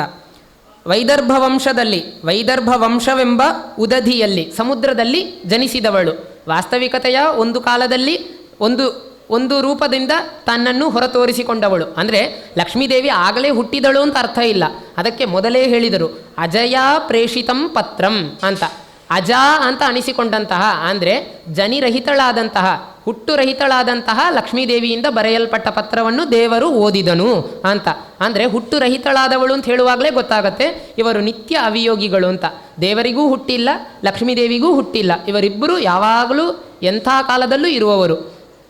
ಹಾಗೆ ಅಂತಹ ಅಜ ಅಂತ ಅನಿಸಿಕೊಂಡಂತಹ ಲಕ್ಷ್ಮೀದೇವಿ ಒಂದು ಕಾಲದಲ್ಲಿ ಕ್ಷೀರ ಸಮುದ್ರದಿಂದ ತನ್ನನ್ನು ಹೊರ ತೋರಿಸಿಕೊಂಡಳು ಅಷ್ಟೇ. ಕ್ಷೀರ ಸಮುದ್ರದಿಂದ ಬಂದಂತೆ ತೋರಿಸಿಕೊಂಡಳು, ಅವಳು ಆಗಲೇ ಹುಟ್ಟಿದಳು ಅಂತ ತಾತ್ಪರ್ಯವಿಲ್ಲ. ಅಂತಹ ಕ್ಷೀರ ಸಮುದ್ರದಲ್ಲಿ ಹುಟ್ಟಿದಂತಹ ಆ ಲಕ್ಷ್ಮೀದೇವಿಯೇ ಇಲ್ಲಿ ವಿದರ್ಭ ವಂಶದಲ್ಲಿ, ಅಂದರೆ ವೈದರ್ಭ ವಂಶದಲ್ಲಿ, ವೈದರ್ಭ ವಂಶವೆಂಬ ಸಮುದ್ರದಲ್ಲಿ ಹುಟ್ಟಿದ್ದಾಳೆ. ಈಗ ರುಕ್ಮಿಣಿಯಾಗಿ ಲಕ್ಷ್ಮಿಯಾಗಿ ಕ್ಷೀರ ಸಮುದ್ರದಲ್ಲಿ ಹುಟ್ಟಿದಳು, ವೈದರ್ಭ ವಂಶವೆಂಬ ಸಮುದ್ರದಲ್ಲಿ ರುಕ್ಮಿಣಿಯಾಗಿ ಹುಟ್ಟಿದ್ದಾಳೆ. ಮತ್ತು ದೇವರು ಸಹ ಅಲ್ಲಿ ಚಂದ್ರ ಹುಟ್ಟಿ ಬಂದನು ಕ್ಷೀರ ಸಮುದ್ರದಿಂದ. ಕ್ಷೀರ ಸಮುದ್ರ ಮಥನ ಆದಾಗ ಚಂದ್ರ ಅಲ್ಲಿಂದ ಹುಟ್ಟಿ ಬಂದಿದ್ದ, ಚಂದ್ರನ ಅವತಾರ ಆಗಿತ್ತು. ಹಾಗೆ ಇಲ್ಲಿ ಆ ಕ್ಷೀರ ಸಮುದ್ರದಿಂದ ಹುಟ್ಟಿದಂತಹ ಚಂದ್ರನ ವಂಶದಲ್ಲಿ ದೇವರು ಅವತಾರ ಮಾಡಿದ್ದಾನೆ. ಒಟ್ಟು ಇವಳು ಸಮುದ್ರದಿಂದ ಹುಟ್ಟಿದವಳು, ದೇವರು ಹುಟ್ಟಿದಂತಹ ಚಂದ್ರ ವಂಶ ಏನಿದೆ ಆ ಚಂದ್ರನೂ ಸಮುದ್ರದಿಂದ ಹುಟ್ಟಿದವನು. ಆದ್ದರಿಂದ ಇವರ ಮೇಲನ ಸರಿಯಾಗಿಯೇ ಇದೆ ಅಂತ ಹೇಳ್ತಾರೆ. ವೈದರ್ಭವಂಶೋದಧಿಜಾತರತ್ನಂ ಇಯಂ ಸತಿ ಸೋಪ್ಯುಡುನಾಯಕಸ್ಯ ಕುಲೋದ್ಭವಾಲಂಕೃತಿರೇತಯೋಸ್ತತ್ ಪರಂಪರಾ ಯೋಗ್ಯಮವೈತಯೋಗಂ. ಅಂದರೆ ಸ್ತ್ರೀ ರತ್ನಳಿವಳು. ರತ್ನಗಳು ಎಲ್ಲಿಂದ ಬರುತ್ತೆ? ಸಮುದ್ರದಿಂದಲೇ. ಅಂತಹ ಸಮುದ್ರದಿಂದ ಬರುವಂತಹ ರತ್ನಗಳ ಮಧ್ಯೆ ಅಮೂಲ್ಯವಾದಂತಹ ಸ್ತ್ರೀರತ್ನವಾಗಿ ಇವಳು ಬಂದಿದ್ದಾಳೆ. ಪುರುಷರಲ್ಲೇ ಉತ್ತಮನಾದಂತಹ ಪುರುಷೋತ್ತಮ ಅಂತ ಅನಿಸಿಕೊಂಡಂತಹ ನಾರಾಯಣ ಈ ಚಂದ್ರ ವಂಶದಲ್ಲಿ ಬಂದಿದ್ದಾನೆ ಅವತಾರವನ್ನು ತಾಳಿ. ಆದ್ದರಿಂದ ಇವರಿಬ್ಬರ ಮೇಲನ ತುಂಬ ಚೆನ್ನಾಗಿದೆ ಅಂತ ಹೇಳಿದ್ದಾರೆ. ಇನ್ನು ಮುಂದೆ ಹೇಗೆ ಏನೇನೆಲ್ಲ ವರ್ಣನೆ ಮಾಡ್ತಾರೆ, ಮದುವೆಯ ಸಂಭ್ರಮದ ಒಂದು ಸೊಬಗನ್ನು ರಾಜರು ಹೇಗೆ ವರ್ಣನೆ ಮಾಡ್ತಾರೆ ಅಂತ ಹೇಳುವುದನ್ನು ನಾಳೆ ಸೇರಿದಾಗ ನೋಡೋಣ ಅಂತ ಹೇಳ್ತಾ ಶ್ರೀಕೃಷ್ಣಾರ್ಪಣಮಸ್ತು.